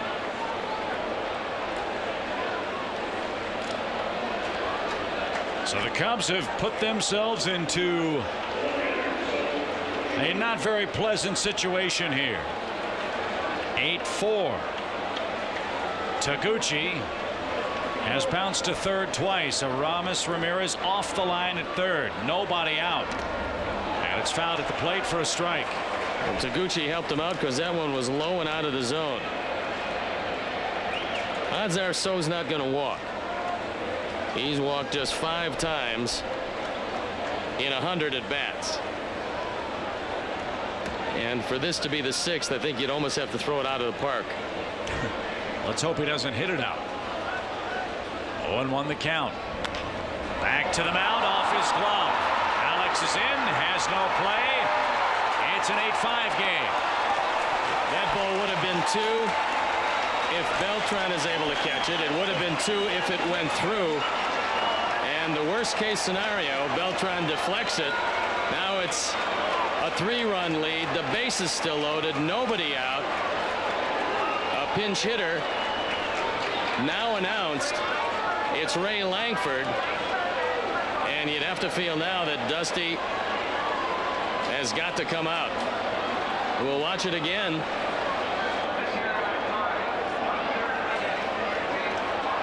Off the glove, worst case scenario. Here comes Dusty, here comes Merker, here come the Cardinals. And there goes Beltran. 2 walks and an infield hit. Close the book on Rush. 5 earned runs in his 5 innings of work. And it's an 8-5 game in the 6th inning. Carlos Beltran couldn't get the ball over the plate here in a big game for the Cubs. Kent Merker is on. It's 8-5 Cubs now.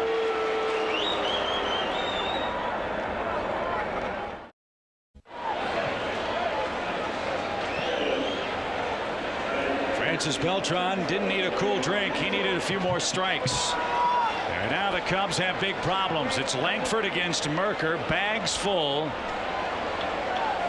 And nobody out. And the bullpen's still up and going. Farnsworth. Langford thinking about a home run. Most of the hits he's had of late have been singles. There's a look at Kyle.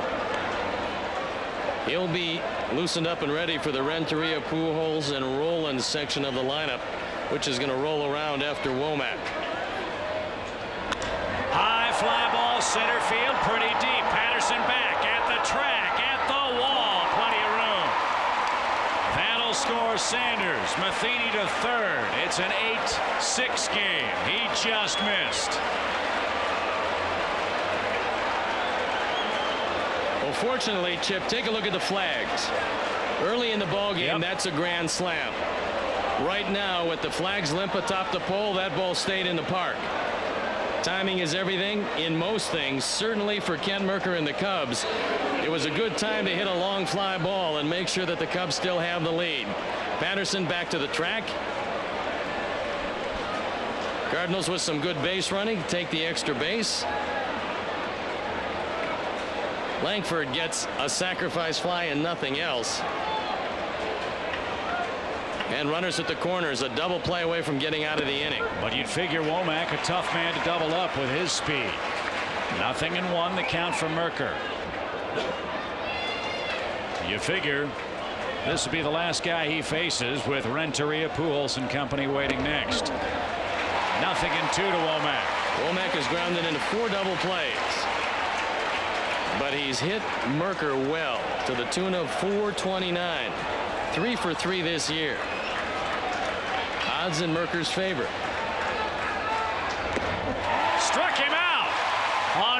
pitches.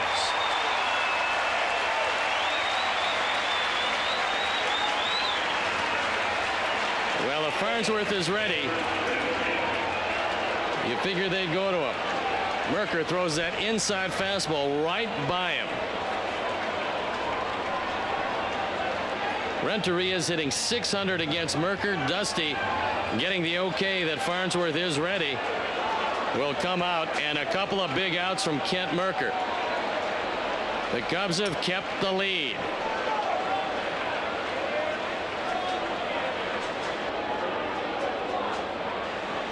So job well done for Merker. He gave up the fly ball to Langford. That cost the Cubs 1 run. He then strikes out Womack on 3 pitches. And let's see, he's going to stick with Merker here. That's somewhat surprising. We'll see if this strategy pays off.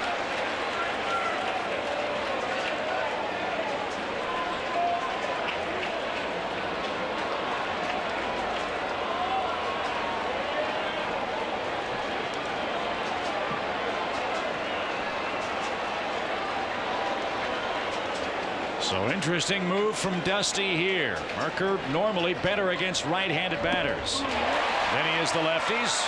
Maybe that had something to do with this move. 0-1 your count. That's what he's done against Kent Merker lifetime. But Womack had pretty good numbers against him, and he just went 1-2-3 with him. 8-6 game. Back to first, Taguchi. Well, the biggest out of the ball game because of the man who's in the on-deck circle. You just don't want to face Pujols again in this inning. Fly ball right center. Patterson on the run, slowing now at the track. He's got it, and a great job by Merker. Bases loaded, nobody out, and he gives up only 1. The Cubs don't surrender the lead. 4 are in for the Cardinals, middle of the 6th. Nice job by Kent Merker to put out the fire for St. Louis in the top of the 6th. They plate 4 and make a 2-run game of it. And now Kiko Calero is on to face the top of the Cub batting order. Calero 1-0, the ERA just over 3, and this is his 24th appearance. And it is a tester of a day here now at Wrigley Field. The Cubs lead by 2. They've got the 2 left-handers at the top, Walker and Patterson. They both had pretty decent days. And the Cubs are looking for some runs. Glendon Rush still can win it. Matt Morris still on the hook for the loss. But the Cubs better plate a couple more if they want to keep that in line. In a critical Cub game, a win gets them to within 8 of the division. 1 ball, no strikes to Todd Walker, who is 1 for 2 with a walk and a run scored.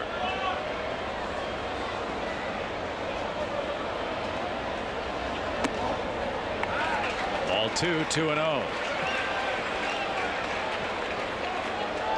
2 big innings. Cubs scored 7 in the 2nd. The Cardinals with 4 in the 6th. And that ball off the thumbs of Todd down the left field line. Good hustle by Taguchi, but he can't make the play. 2 balls and a strike.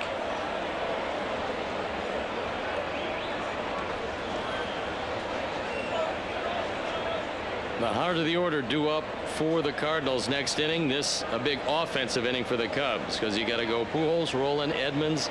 Anybody gets on Sanders next inning. 2-1 count.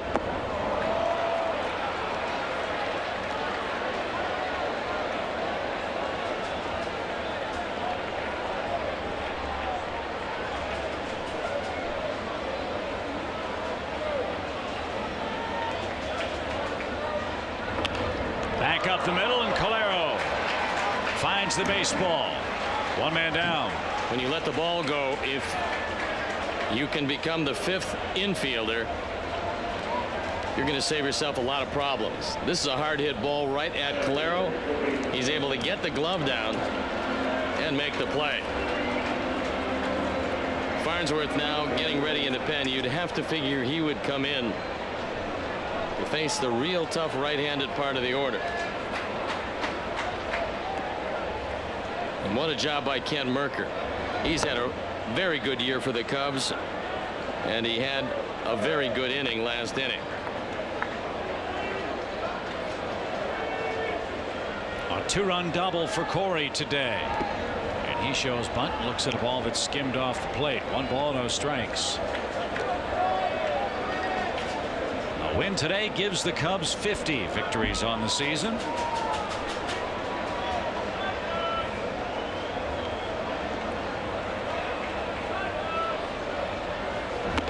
And we would join the Reds, Cardinals, Dodgers, Giants, Padres with 50 wins.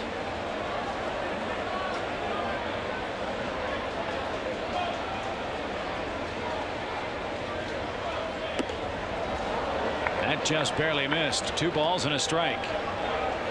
Tim Sheeta will give you a little on the outside corner. He's not going to give you anything inside. And it's been a long, hot day behind the plate for him.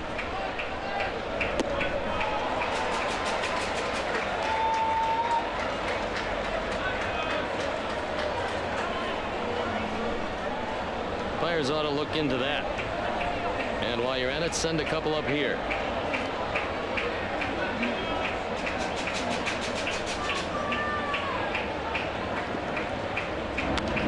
Out of play by Patterson. It's still 2-2.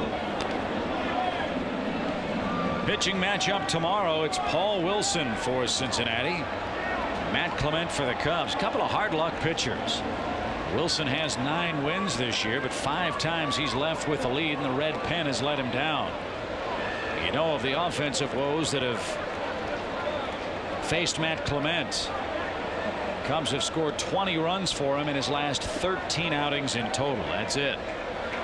So he looks for better times tomorrow. The wind now starting to shift off the lake. Feel that cooling breeze? Oh, yeah.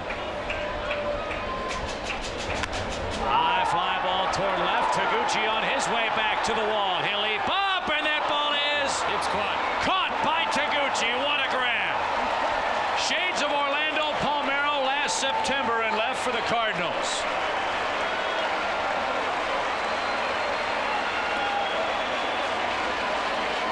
Well, you know, one of the reasons why Tony La Russa left Taguchi in the game, it's defense like this. He goes back to the vines. Looked like it had a chance to go in the basket. Taguchi up as high as he can go, and he makes just a great catch. We saw 3 plays by Jeff Jenkins similar to this. This one as good as any of those. At the peak of his jump, he puts it away. That's probably 3 bases for Corey Patterson. Great grab by Taguchi. Here's Sosa. And a fastball high and away to him. 1 ball, no strikes.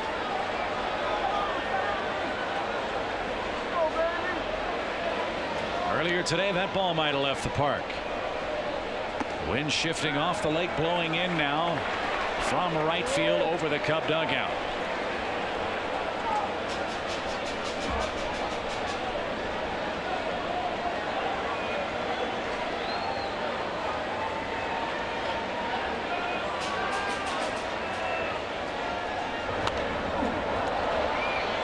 Well, if you have the lead late, you love to see the wind shift and make it a little more difficult to hit the ball out of the ballpark. The ballpark was absolutely dead still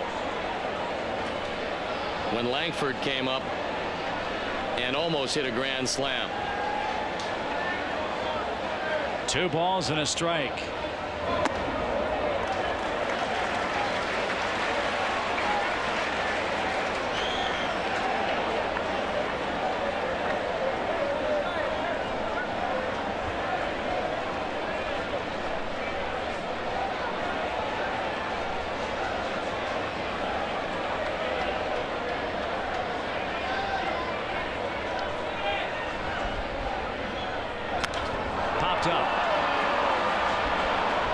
See if the wind plays games with this ball. Taguchi calls off his infielder. Easier play for him. And the Cardinal defense had a very good 6th inning.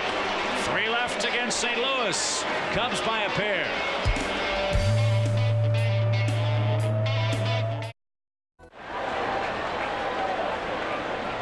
On August 1st, the Cubs will celebrate the 1984 National League East Championship season. 1984 memorabilia, including authentic Mitchell and Ness jerseys for members of the team, will be given away throughout the game. All-time saves leader Lee Smith will sing the 7th inning stretch as the Cubs and Phillies meet at 1:20. Kyle Farnsworth comes on for the 49th time. His ERA just over 3. The record even at 3. And he'll have to look at 3 real tough hitters. Pujols, Roland, Edmonds. There's a look at some pretty impressive numbers from the Farns. 53 strikeouts in 44 innings and a 2-run lead to protect. Pujols 3 for 3 with 2 runs batted in, and that one might be another home run. It is. 1 pitch in a 1-run game. 4 for 4 is Pujols. Well, if he misses the plate, he'll hit for the cycle. Alas, he touched it. That young man is as impressive a hitter as there is in this game.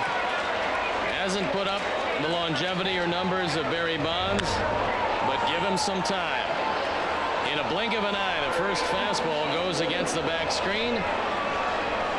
And Pujols, it's his 2nd home run of the day. Here's Roland. Hard hit ball towards second. Walker from the outfield grass gets his man for out number 1. Again, we go back to June 23rd in St. Louis.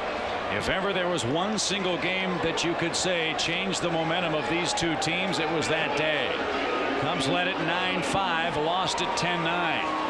And St. Louis is poised over the final 2 innings to make it real tough on the Cubs here on their home field. Well, Edmonds has had a whole lot of luck with Kyle Farnsworth.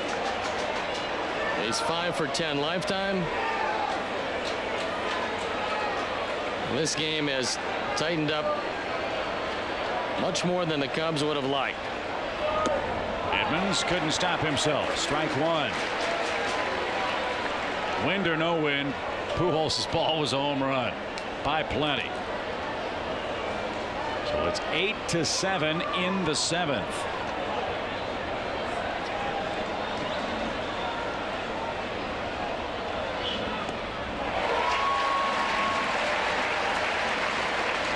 What worries you too is, since Pujols reached and scored, you're going to have to face him one more time today.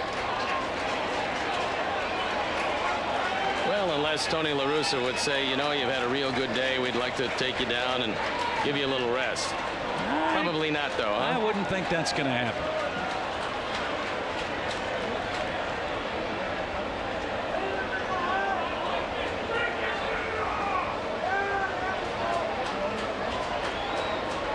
That crustacean has been noticeably absent from the ballpark, and our luck has not been as good without it.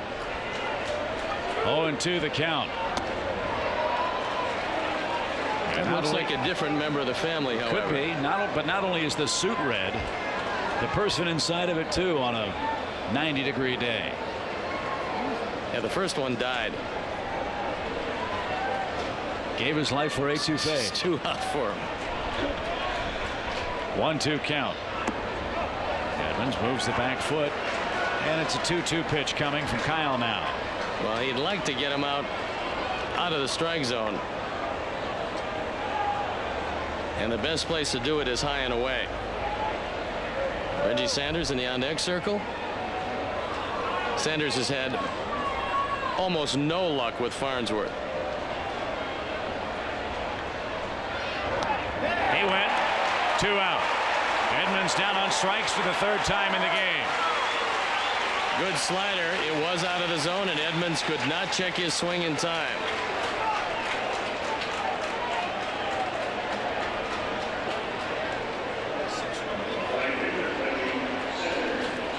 Take a look at the hands of Edmonds.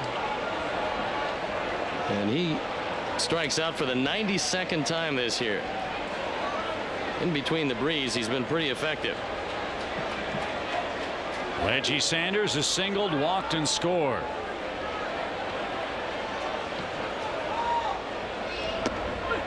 There's a good breaking ball. Strike 1. Jody Davis standing by with "Take Me Out to the Ball Game." There are the numbers against Farnsworth.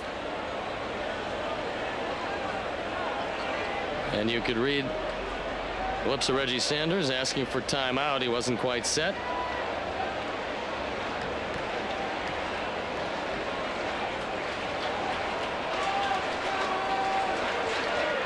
No balls and a strike. No balls, 2 strikes.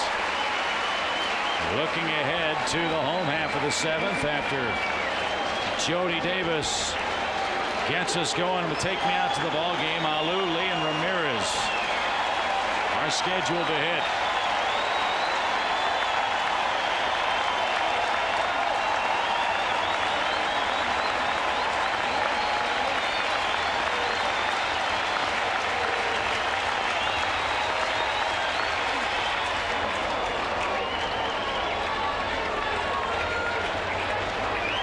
Two, your count to Sanders. But a face-high fastball would look real good after 3 sliders.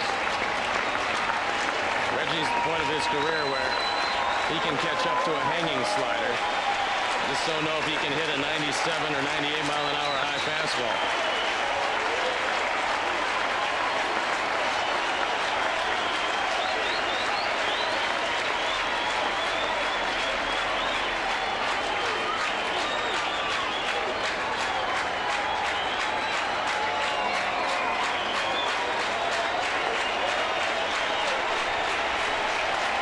Ball, 2 strikes. Right idea, but that a little too high for Sanders to swing at. Well, a good time to throw it to the screen at 1-2.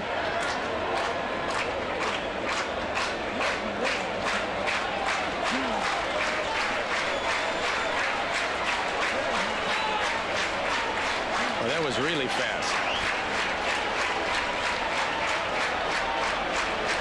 That was too high def. 2 balls, 2 strikes.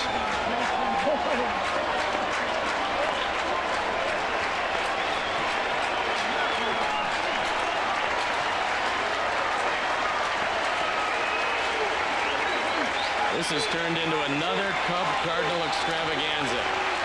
8 times these 2 teams have played a game that ended with a 1-run difference. 2-2. Ta-ta. Time to sing. 1-run game, 8-7 in the 7th. Time to have a ball with our Illinois Lottery moment. The Illinois Lottery celebrating its 30th anniversary. Let's get some more runs. And that voice you hear, Jody Davis. And I couldn't agree more, my friend. Good to see you. Hey, it's good to be back.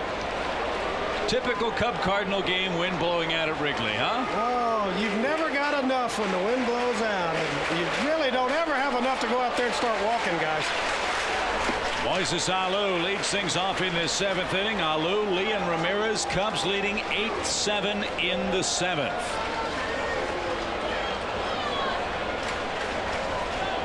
You guys never had any hot days in 1984 as far as the wind blowing straight out, did you? I came back out here to throw out the first pitch and said, man, how did I catch in this stuff? Line to second, 1 out.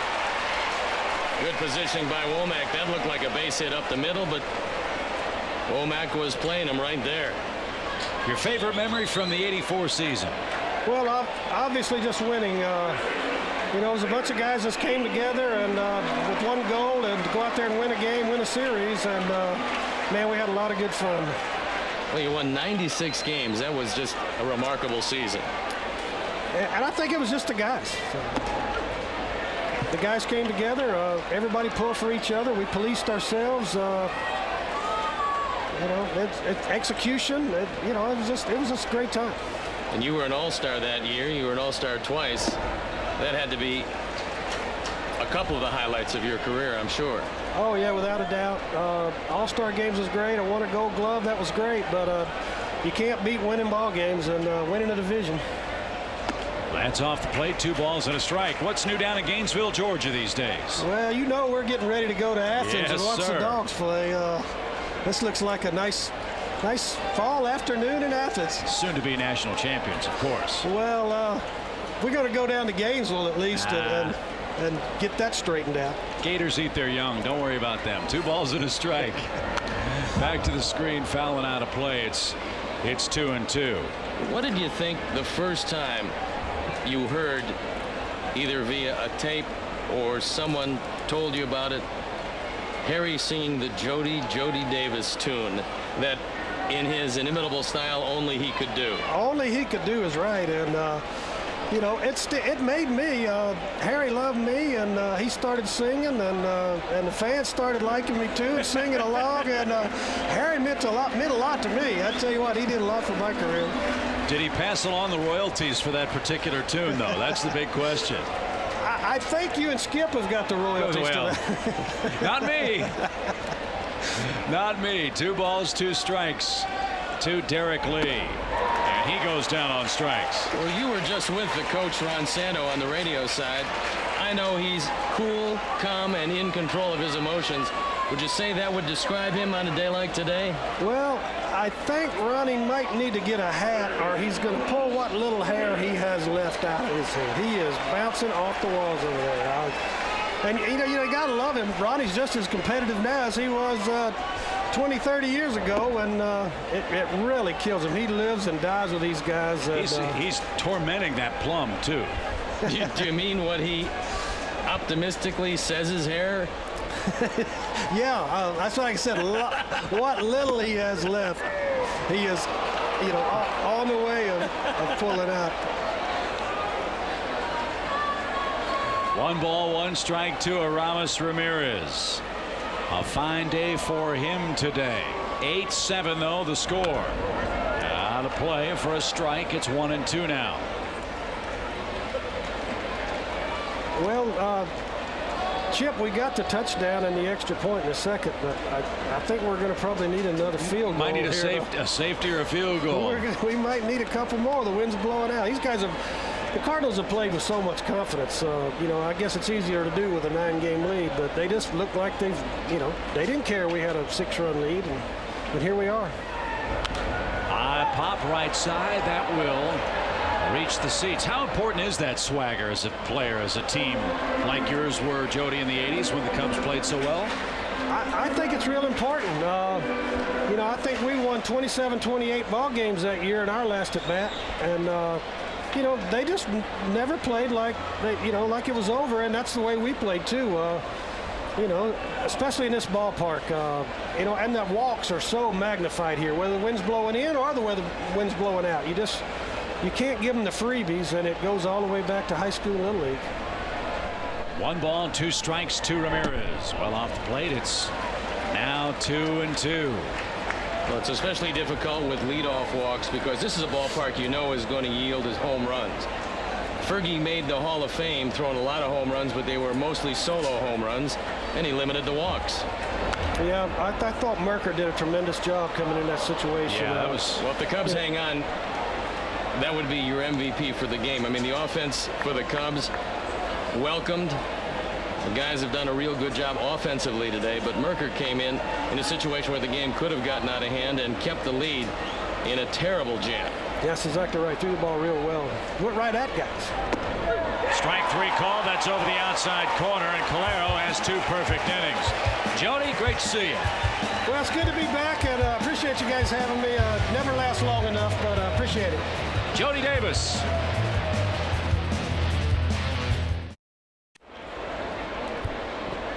Hopefully just an inning and a half of baseball left. Cubs lead at 8-7 before the Cardinals come up. Let's step aside and tell you what's coming up on WGN. Tim the Toolman Taylor is improving television each weeknight. Catch Home Improvement, part of the great comedy lineup at 6 and 7:30 Eastern, right here on Superstation WGN. Marlon Anderson will bat for Mike Matheny here in the Cardinal 8th. Mike Remlinger throwing in the pen. Anderson comes off the bench, 9 for 25 with a couple of homers and 7 driven in as a pinch hitter. Very versatile, very valuable player for them. He can play just about any place. And Kyle delivers a strike. Anderson has some surprising power. But right now the wind has shifted somewhat, and it's blowing against the power of the left-hand hitter unless he hits it to left center. Anderson hit a game-winning 8th inning home run for the Cardinals on the road trip in Cincinnati. So Tony La Russa looking for a little lightning in a bottle twice away from St. Louis, as Anderson, Taguchi, and then another pinch hit assignment coming up. Got Ray King loosening in the pen. Actually, right now he's got Ray King talking in the pen. Eventually he'll be loosening. Maybe it's loose talk for Ray King. 1 ball, 2 strikes to Anderson. Ray knows it doesn't take a whole lot of tosses to get loosened up today. He also knows he's probably going to have about 80 appearances before it's over. I like what quote you attributed to him early in the season. Don't judge me on how I look in a bathing suit. Judge me on how I do when I'm between the white lines. And he's been outstanding for them. 1 ball, 2 strikes. Well, the other factor is what any good reliever has to do is come to the park every day and believe you're going to get in the game. He gets in about half of them, so you're right 50% of the time. And left-handers can get the ball over the plate, out of the pen consistently, can stay around forever. Looped out of play. Anderson keeps the at bat alive here at 2 balls, 2 strikes.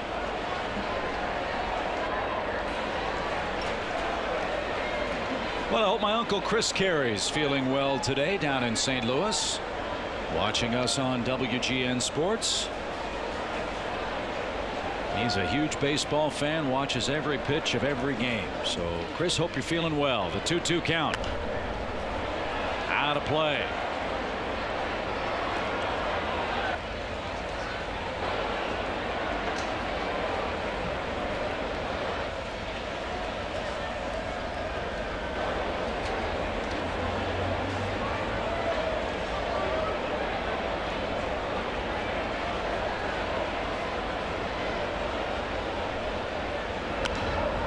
Good at bat continues for Anderson.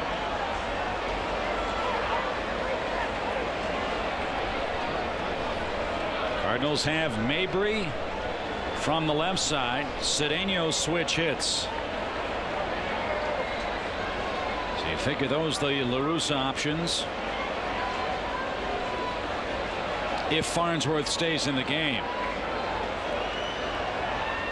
And Luna and Molina from the right side. Anderson down on strikes. 3 punch outs for Farnsworth, 1 away in the Cardinal 8th. Got to watch the bunt from Taguchi in the righty-righty matchup. Good slider low and in. Anderson, after a tough battle, goes down on strikes.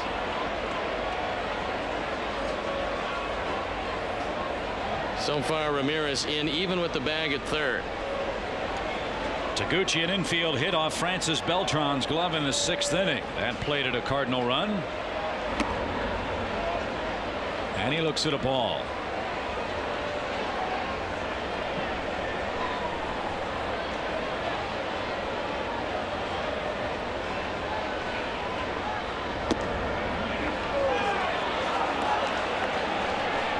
Mabry's the man grabbing a bat now. He would hit for Calero. Taguchi's got pretty good speed. Walk him and you've got some problems. He's 4 for 4 in stolen bases.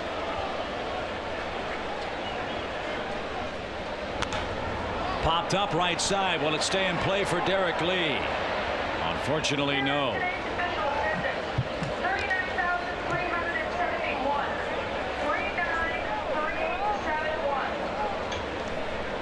Cubs draw 79,000 fans for this 2-game series with the Cardinals. 39,371 of them today.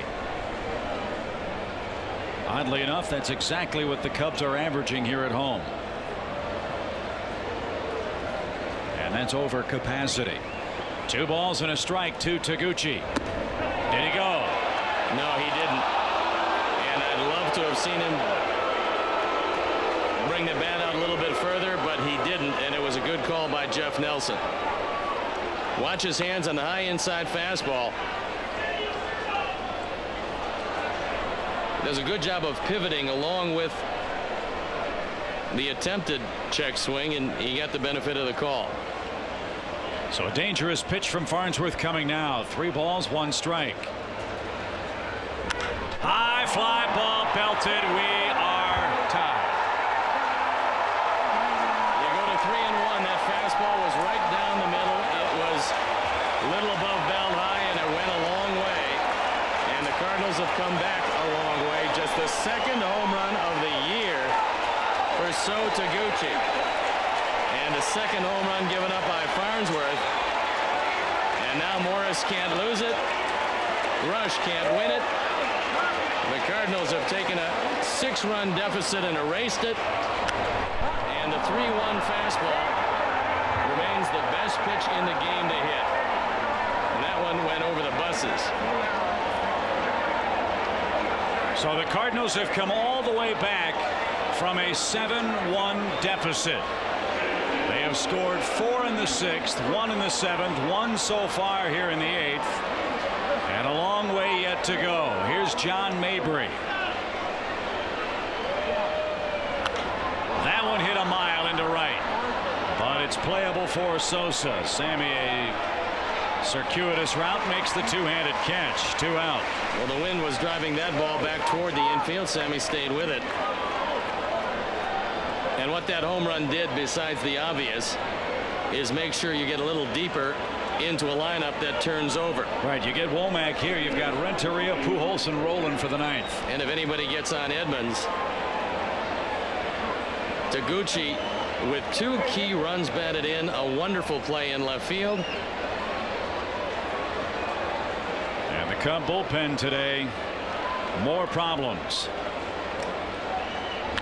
Line drive right field. Womack is on, and don't think for a moment they won't hesitate to put him in motion. Well, now, although you might not want to do it, you might want to think about bringing in Remlinger, because Farnsworth is real slow to the plate. I mean, they're going to send Barrett out to kill as much time as they want. LaTroy Hawkins is going to sprint to get loosened up. He hasn't thrown a pitch yet. And now it's LaTroy Hawkins who's going to get up. And Rothschild just now getting to the mound. So lots of strategy about which to discuss. Let's quickly pause for station identification here in the top of the 8th. You're watching Superstation WGN, your home for your favorite sports. Steve, how quickly will Womack be running? It's tough to run on the first pitch because it's easy to throw a pitch out, but I'm sure Larry Rothschild said, give me a semblance of a slide step. Because Womack 14 out of 16 in stolen base attempts.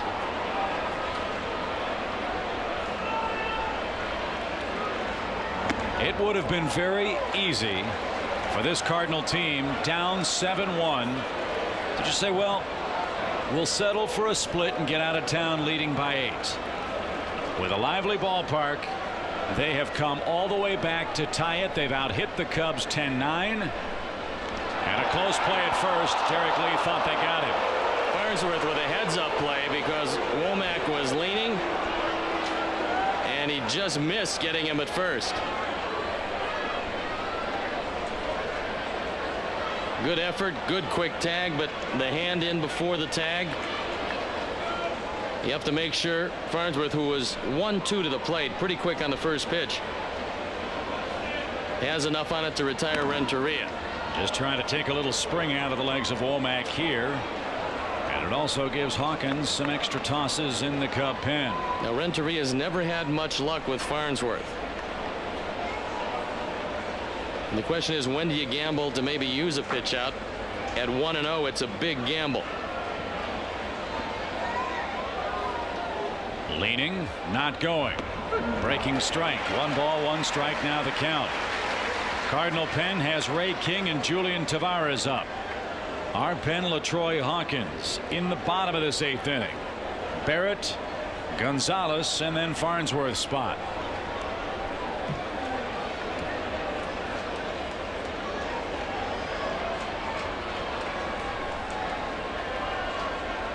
ball, 1 strike. Roller foul, 1-2. Wonder if Renteria was distracted there. Womack broke from first and put on the brakes, and Renteria swung at a ball that looked off the plate.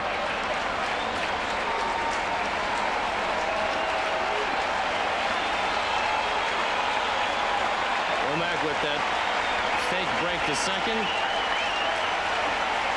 And now Farnsworth 1 strike away from retiring a guy that he's had very good luck his entire career.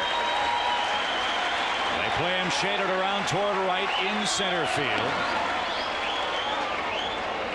If Kyle goes with that slider, you just hope he doesn't hang it. If Renteria gets it, left center field is a very attractive piece of real estate right now. 1 ball, 2 strikes. 8-8 in the 8th.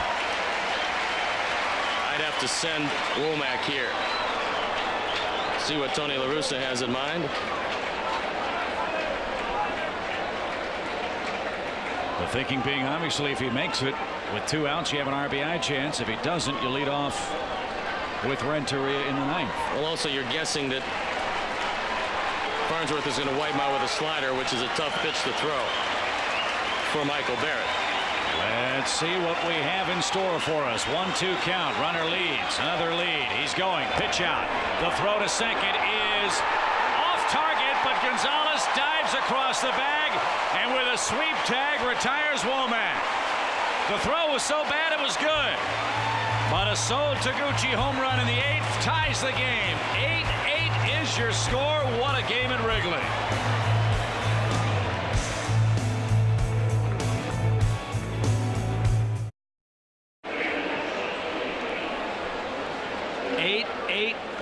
Bottom 8.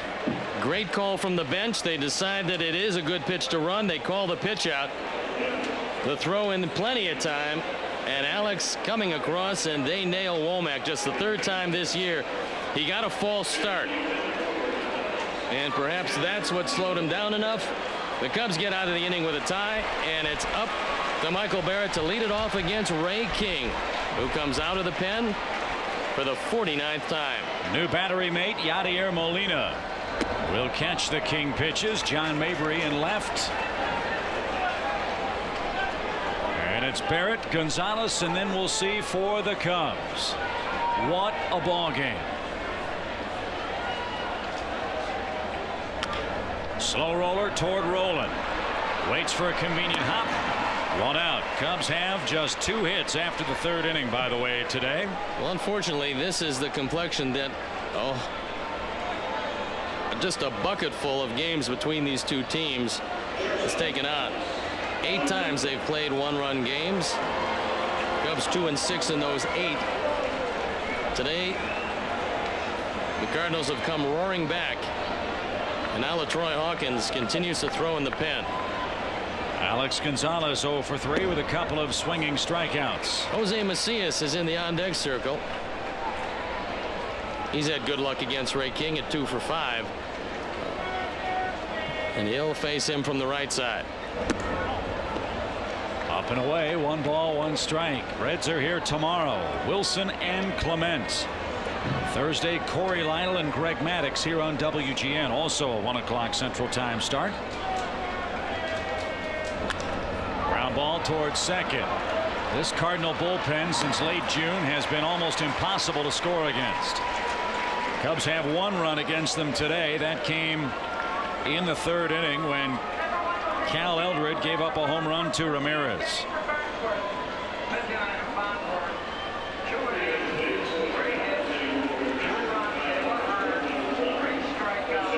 Two innings, 3 hits, 2 runs for Kyle, 2 home runs.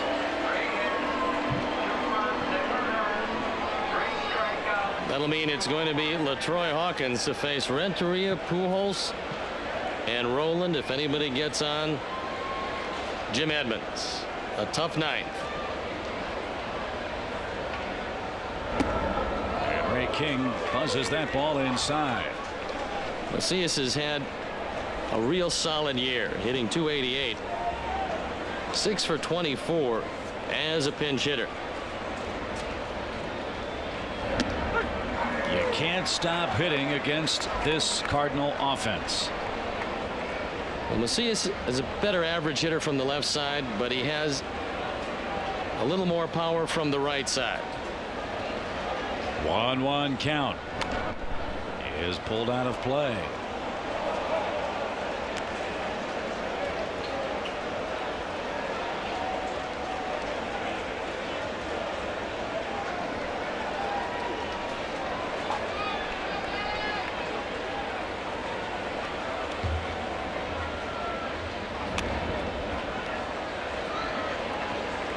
Both Matt Morris and Glendon Rush will get a no decision today. Morris, the shortest ever performance against the Cubs in his career. 7 runs in an inning and 2/3. But Eldred, Klein, Calero, and now King have limited the damage to 1 Cub run over the last 6 innings. The Cub pen has allowed 3 runs in the last 3. 2-2 count. And Macias bloops that into right center field. Will it get down? No. Reggie Sanders, a fine running catch. 3 up, 3 down. Renteria, Pujols, and Roland coming up for the Cardinals against LaTroy Hawkins.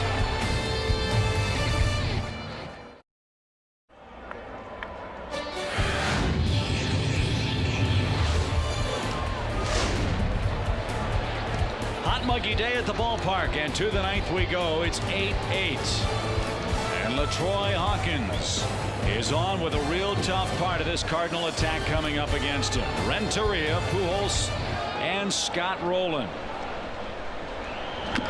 High hopper. Alex charges in between. Hop can't handle it, and the door open for St. Louis in the 9th. I think it's going to be a base hit. It was a real tough play. Alex had only 1 shot to smother it on the short hop. He couldn't do it.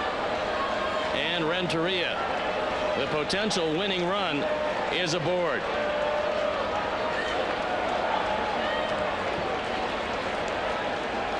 Bob Rosenberg concurs, says it was a base hit, and an ominous way to begin the 9th. If you don't double them up somewhere along the line, you do face Edmonds. And you have to pitch to this guy, Pujols, who all he's done today is go 4 for 4 with 3 RBIs and 2 solo home runs. And he's found time to score 3 times also.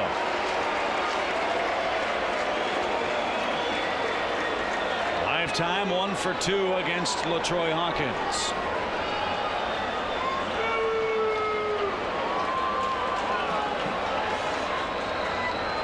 He's grounded into 11 double plays. The problem is getting to hit the ball on the ground.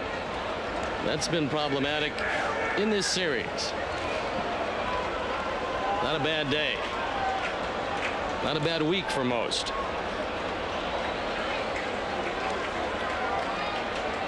Renteria 10 out of 14 in stolen bases. This Cardinal team runs pretty well. The Cubs with a great pitch out to end the 8th inning, cut down Womack. Pujols looking for his second 5-hit game this year. He is ready to go. Hawkins comes to the belt. Not moving at first, and a ball low. 1 ball, no strikes. Right now you're looking at a team wearing the gray road uniform that has complete, total, supreme confidence that no matter what they face, they are going to win. And it's easy to do when you're 22 over 500 and have a 9-game divisional lead. Runner goes, pitch cut on, driven right field, pretty deep. Sammy back, Sammy leaps, it is in the basket, I think. Yes, it is. Pujols, a 5-hit, 3-homer game. Unbelievable.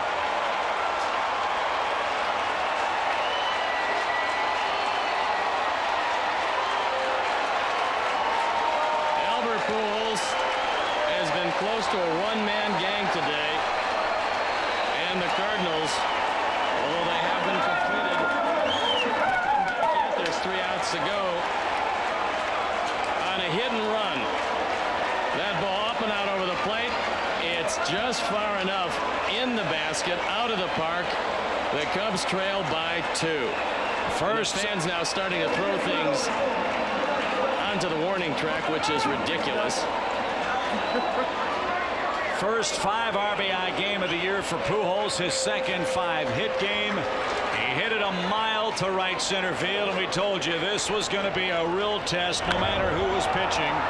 The Cardinals have come all the way back from a 7-1 deficit to lead by 2.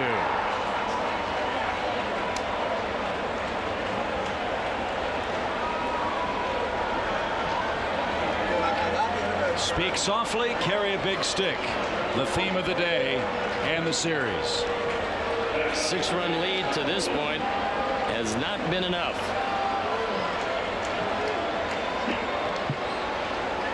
Five runs surrendered by the Cub bullpen. Jason Isringhausen starting to throw in the pen. And that at the knees for Roland. No balls and a strike. The Cardinals, with the best record in baseball, are showing us why they are a fearsome team with which to contend in the second half.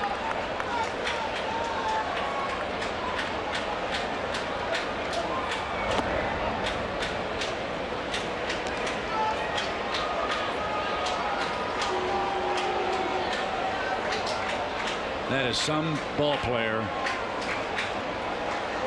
in your TV screen. 1-1 count. 2-1 the count to Roland. Thanks to our fine WGN producer Pete Toma, Skip Ellison our director, Mark Brady our associate producer, Bob Borwald our executive producer. 2 balls and a strike. Our booth AD Eric Welch, production assistant Dan Driscoll, and Steve Novak back at our WGN studios, our studio coordinator. We've seen enough 3-1 pitches to last for a long time today, and now Troy Hawkins has to make another one. Pujols ended the day with 24 homers and 65 driven in.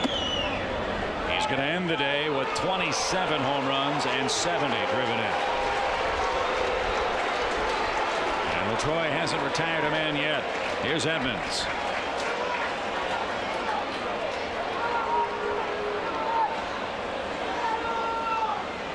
Hawkins very familiar with Edmonds from his days with Minnesota when Edmonds was with the Angels.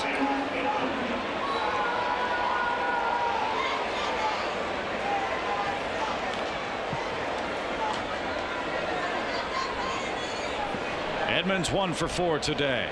That hit a run producing single. That one shot toward left center field. Alou, good jump and a hip high catch. 1 out. That ball handcuffed him in left. Well, that ball was slicing, and he just was able to corral it, but couldn't get a good enough grip to make a throw. Roland got close to second base. He thought this one was going to fall. Moises comes across and winds up making the catch just barely. But hang on, he does.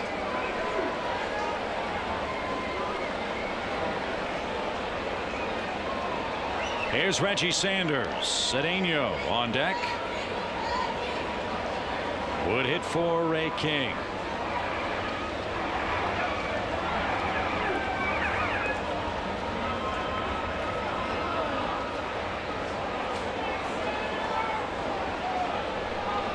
Reggie's got something in his eye,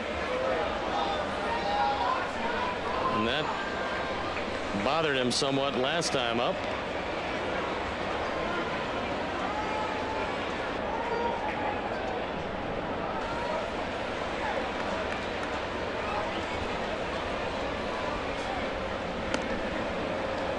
You'd think that Roland, with a knee that isn't 100%, would not be a candidate to steal anything at this point. What a player that guy is, leading the major leagues in runs batted in. But today belongs to Albert Pujols, and so far to the Cardinals. First pitch to Sanders. He is up and away. 1 ball, no strikes. Phillies will be in Atlanta later on tonight. Houston hosting the Dodgers. Houston's woes nearly as bad as ours. The Astros are 13 out and 2 under 500. Pirates host Montreal. Florida visits New York. Reds already in the win column and on their way to Chicago as we speak. 1-0 count. Runner goes. Pitch cut on. Surprisingly rolling moving here. Well, apparently that knee a little bit better than we thought it was, as Roland was moving, trying to stay out of the double play situation. He's 3 of 4 in stolen bases. Renteria was running when Pujols hit the home run. That is the ultimate hit and run.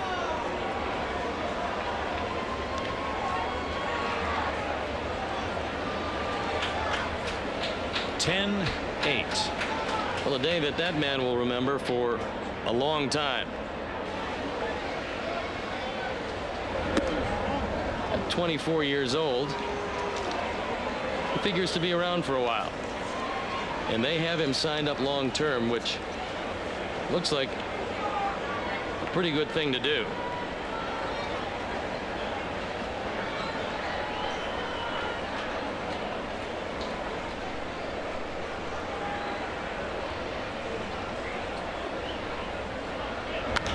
Driven foul by Sanders.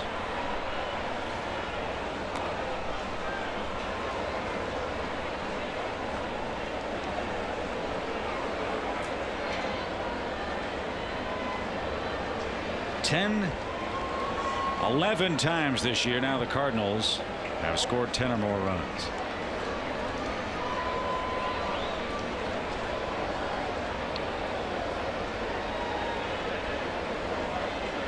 Two balls, 2 strikes.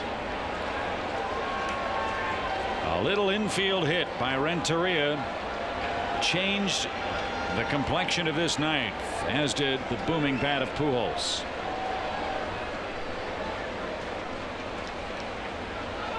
They've got him picked off.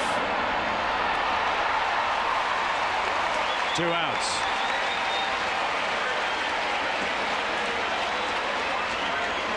Good solid throw by Derek Lee. And Alex tags him out. Cubs have done a good job with the Cardinal base runners, just not quite as good with the hitters. Redbirds have hit 4 out of the ballpark today. 3 of them over the last 3 innings. And the one by Taguchi, the most surprising. And painful, for that's the one that allowed the Cardinals to tie it up. So a full count to Reggie Sanders. Bases empty, 2 outs. Cubs will have the top of the order up in the 9th. But Jason Isringhausen, the man they'll have to beat, and he doesn't let many get away.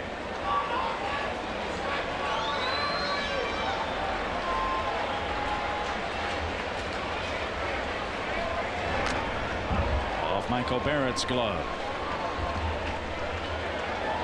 Told you earlier, this Cub-Cardinal rivalry, the best in baseball.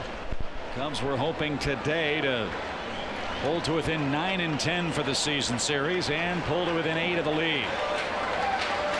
They've got 3 outs and 3 runs to get if they're to do that today.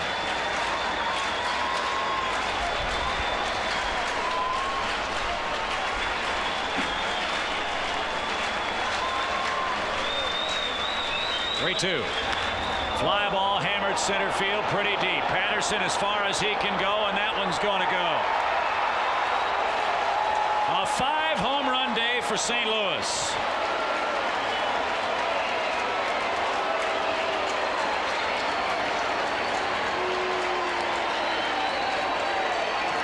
St. Louis now has hit 122.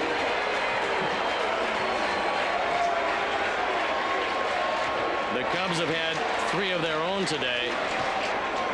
They've hit 121. 2 powerful teams flexing their muscles, but it's the Cardinals that have come roaring back. And they've hit more than their share in the basket today. Roger Cedeno hits for King. And now, barring Cedeno taking one out, Isringhausen will have the easiest of all saves. A 3-run lead.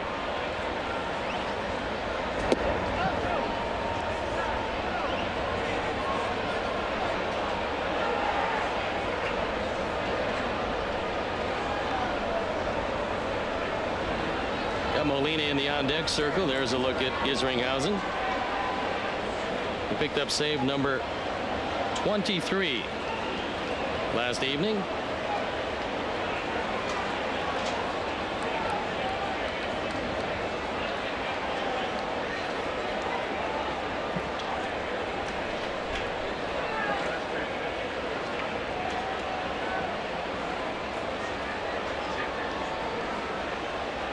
Well, you look at the last 4 innings of this game up on that scoreboard, and that's all you need to know. Long run, Alou. He can't get there. That's in fair territory. Cedeno has a pinch hit, extra base hit. And Yadier Molina will hit.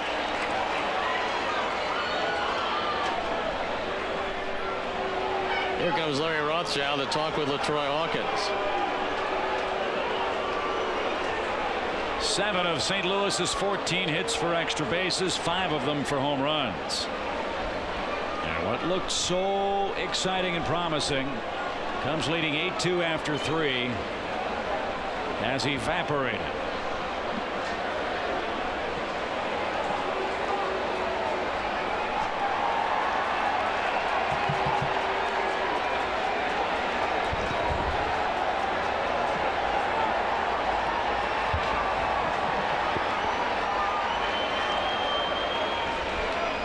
Yadier Molina. And Crocodile Dundee got the ball.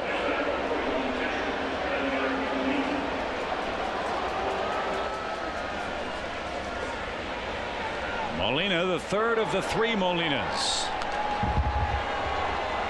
Behind the plate in the big leagues. The other 2 with Anaheim.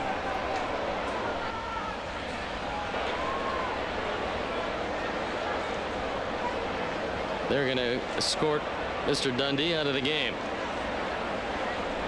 Can't climb in the foliage. It's a no foliage rule. We've had enough things flying in there for one day, to be honest with you. Swing and a miss, 0-2.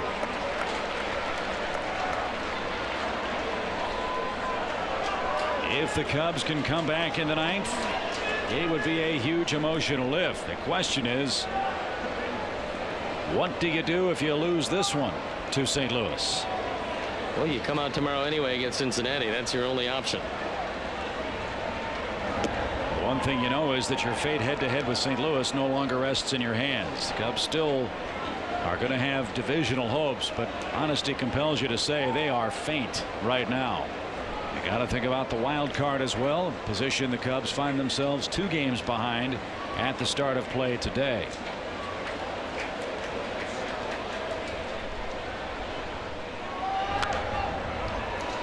Any key to the playoffs, it really doesn't matter, because we've seen time and time again, and as recently as last year, you can have the disadvantage of not playing that deciding game in your park and still win. It's getting in the playoffs, and if the only ticket is a wild card, we've seen a few recent champions that way. The Angels, and all too painfully the Marlins. Exactly right. 1 ball, 2 strikes to Molina. Cedeno at second base, and he throws the bat at the ball and lines it out of play. At the moment, the wild card shapes up this way. Again, Cincinnati already in the win column today. If the Cubs fall here, the Cubs would fall to 3rd. Well, the question is, what kind of deals are these teams going to make? And that includes the Cubs, and we've got 11 days to go to find out. 1-2 to Molina. And again, he throws the bat at the ball and strikes out. Well, LaTroy has a tough time of it in the 9th inning. He looks homeward at Tim Sheeta, asking where the strike zone was, and Sheeta says it's been that way all day long. It's been a long, hot day. And the Cubs are on the short end of a 3-run score. Thrown out of the game. It's not going to matter much, but Michael Barrett wants to keep him away. We don't need a Hawkins suspension.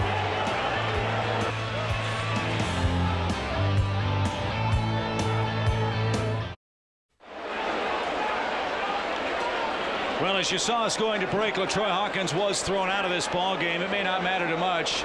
The Cubs are down 3.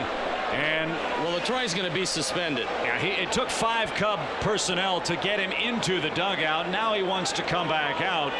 Well, watch some of this, and you wonder how this entire team is starting to lose its composure. The Cubs, down 1 closer, might be down another one because LaTroy questioned where the strike zone was. And this went on for a while with LaTroy trying to get at Tim Sheeta. The best way for Bob Watson to give you a vacation. And this continued with Gary Matthews and Dusty Baker having to wrestle an irate LaTroy Hawkins, a very strong LaTroy Hawkins, who kept on trying to get back at Tim Sheeta, and it kept on going on. And it'll still go on after that. The Cubs. And Dusty is saying enough already. Get in the dugout. We can't afford to lose you. LaTroy Hawkins doesn't seem to understand that. And I think you hit it on the head, Steve. Composure lost last night by Carlos Zambrano. LaTroy loses it here in the 9th inning.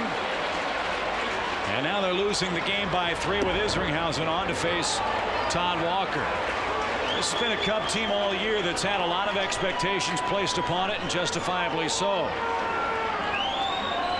And in many instances, for reasons in their control in some aspects, some out of their control, they haven't lived up to either their own, the media's, or the fans. Well, the last thing that Dusty Baker needed on a very difficult day was to have a wrestling match before the game ended. High fly off the bat of Todd Walker in left. Mabry long run near the pen is not going to have a play. 1 ball, 2 strikes to Walker. So I think the big picture is going to have to be re-put in focus for the guys in that locker room at the end of this game.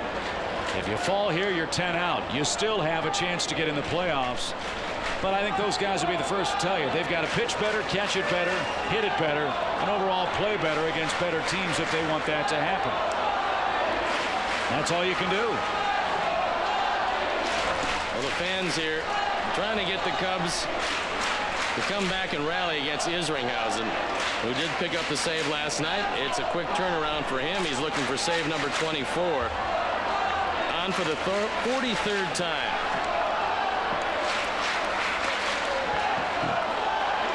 Say this about these fans. Thick or thin, they love you and they support you. That's going to be needed over the final 2.5 months as well. Full count to Walker. 3 balls, 2 strikes. Todd Walker showed a little patience and looked like he was just about ready to walk off. But that pitch, a touch outside. Ball foul past Gene Klein's at first. Ray King stands to win it. Hawkins would be on the short end. Isringhausen looking for a 3-run save here.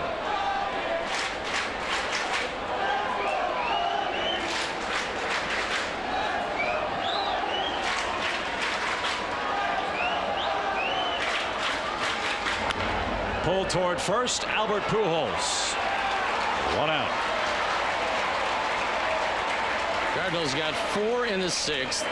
Single runs in the 7th and 8th. A big 3 spot in the 9th.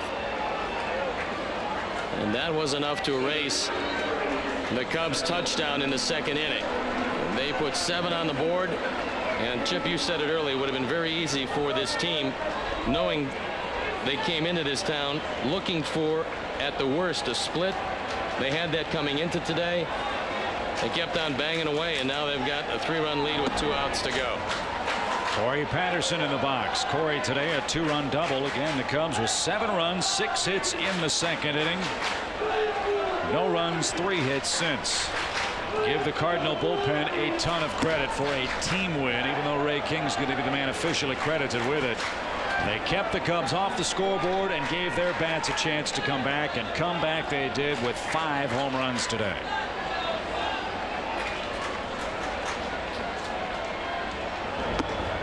When it looked like the game was going to get out of hand, Cal Eldred came on. Gave him 3 innings, gave up a run, kept the game within reason. Then it was Klein, Calero, King, and now Isringhausen. And the day offensively belongs to Albert Pujols. A 1-out walk. Here comes Sosa. Sammy 0 for 4 today. Cubs with 2 outs to go. And the middle of the order to face Isringhausen.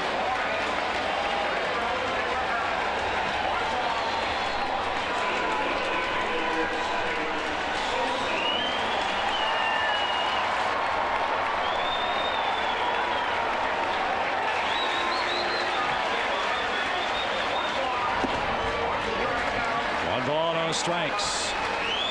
Yankees beat Tampa Bay 4-2 today. Baltimore pounds Kansas City 12-3. Those are the finals in the AL. Reds over the Brewers earlier. The other action gets underway in about an hour and a half. High pop, shallow center, actually behind the second base bag. It's been a rough series for Sosa. 1 for 9. And that hit a single. 2 outs for Alou.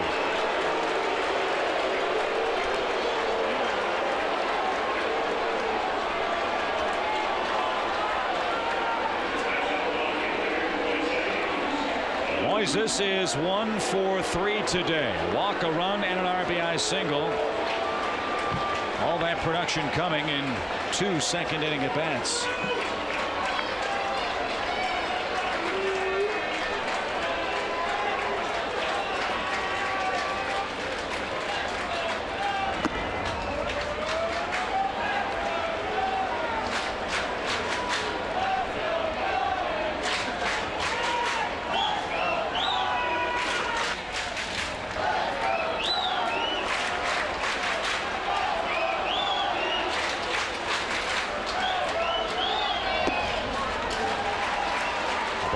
Strike to the Cub left fielder. Paul Wilson, Matt Clement tomorrow at 1 o'clock here on,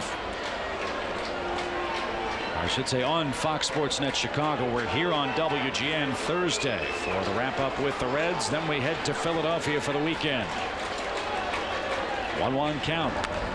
Dusty and the rest of his staff, Gary Matthews, Wendell Kim, just about everybody did a great job of making sure that LaTroy Hawkins could not get at Tim Sheeta. Had he, it appeared he might have been gone for a long time, and Dusty and the boys had to pretty much wrestle him into the locker room before all was said and done. Not the way you'd like this one to be remembered. 1-2 count to Moises Alou.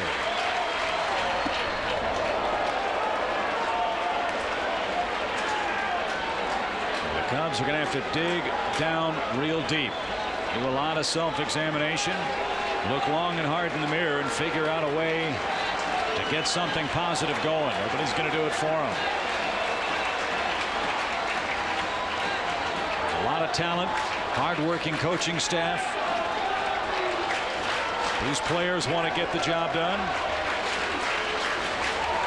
Tomorrow would be a good place to start. The 2-2 pitch.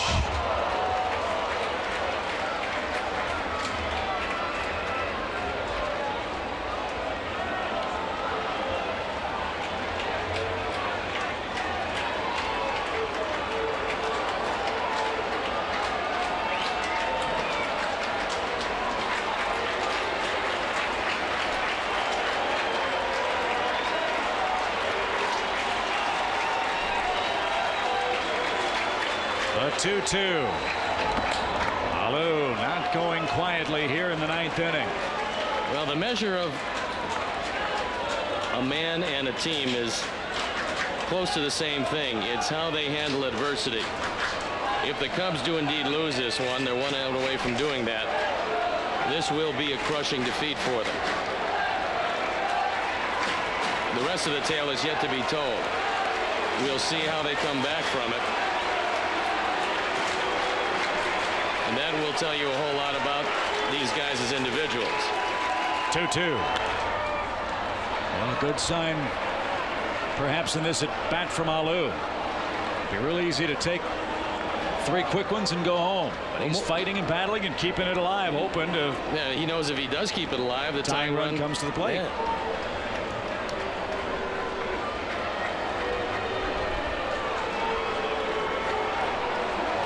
And there would be the tying run if Moises can keep it alive. 2 balls, 2 strikes. Little looper right field. The tying run is coming up. Lively Park, anything can happen. Here's Derek Lee. He homered already today. That was a salute. That's an example, we've talked about it, you don't see it very often, of shortening your stroke and staying alive. It's a slider.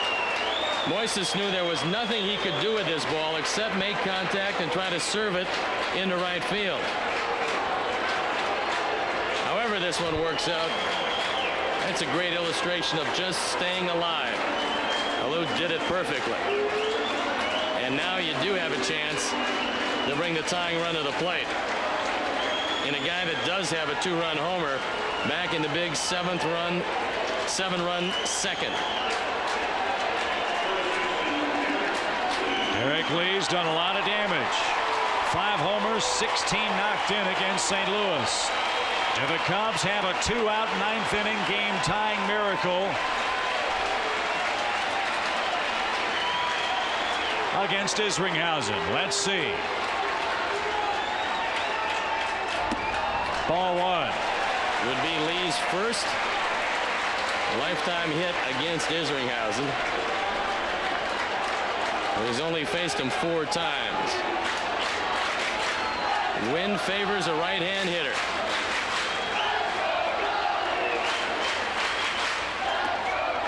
Low, ball 2. Will take a walk as well. Ramirez has some thump, and he waits next.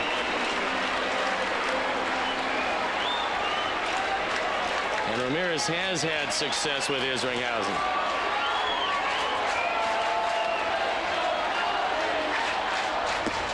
Nowhere near. Ball 3. 3-0.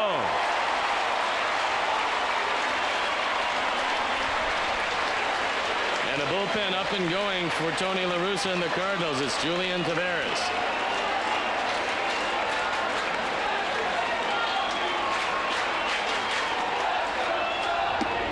The bags are full with 2 outs, and 1 swing could win it.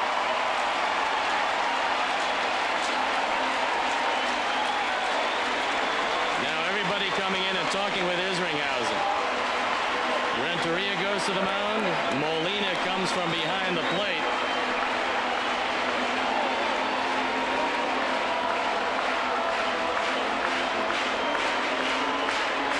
Ramirez with a home run and a double. And a long ball here would cap a pretty impressive comeback. We've seen just about everything you can see at the ballpark today. Well, this team hasn't given up, and the fans are on their feet. First pitch to Aramis. Ball 1. Isringhausen either missing with sliders or cutting his fastball, but he hasn't been close. And perhaps he is feeling some effects from a real quick turnaround. Well, you remember last night he stumbled on the mound, walked a man, nearly walked Todd Walker before getting out of it last night. Cubs making him throw a strike. Have an even count to Aramis Ramirez. Michael Barrett in the on-deck circle. Outfield as deep as they can get.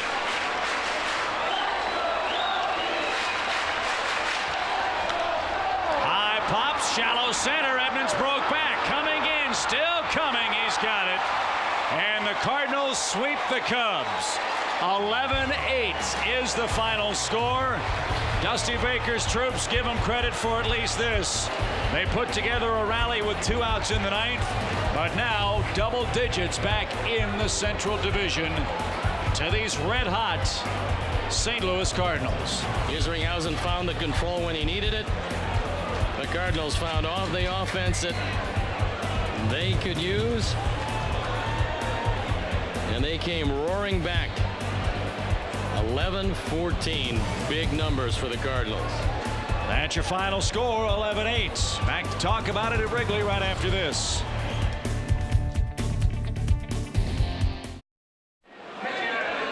This one was an extravaganza, and alas for the Cubs, the Cardinals win it, a 2-game swing.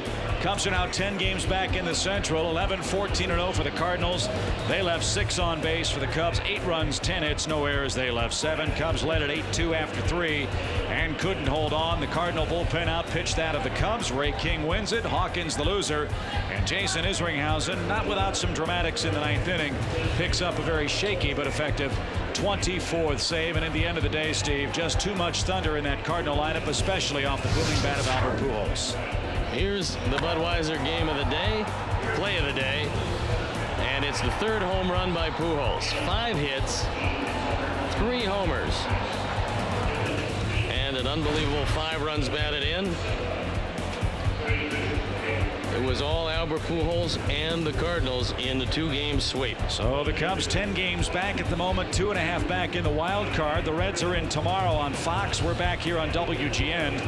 Thursday afternoon, Corey Lytle and Greg Maddux will hook up in the series and homestand wrap-up beginning at 1 o'clock Central Time. The Cardinals are red hot. They're most deserving of their double-digit lead in the Central. Hopefully somebody can cool them off, for we've concluded hostilities with the Cardinals this year. They won 11 of 19 in the head-to-head matchup. For Steve Stone, Chip Carey, and our entire crew, inviting you to stay tuned. We'll have a brief 10th inning show. It's coming up right after this. Chicago Cubs baseball, brought to you by Anheuser-Busch, who salutes America's designated drivers. Comcast Digital Cable, more Chicago sports now in high def. The Illinois Lottery, have a ball with the Illinois Lottery during their 30th anniversary celebration. By Pepsi, it's the Cola. And by Southwest Airlines, over 2,800 daily nonstops to 60 destinations all across the country.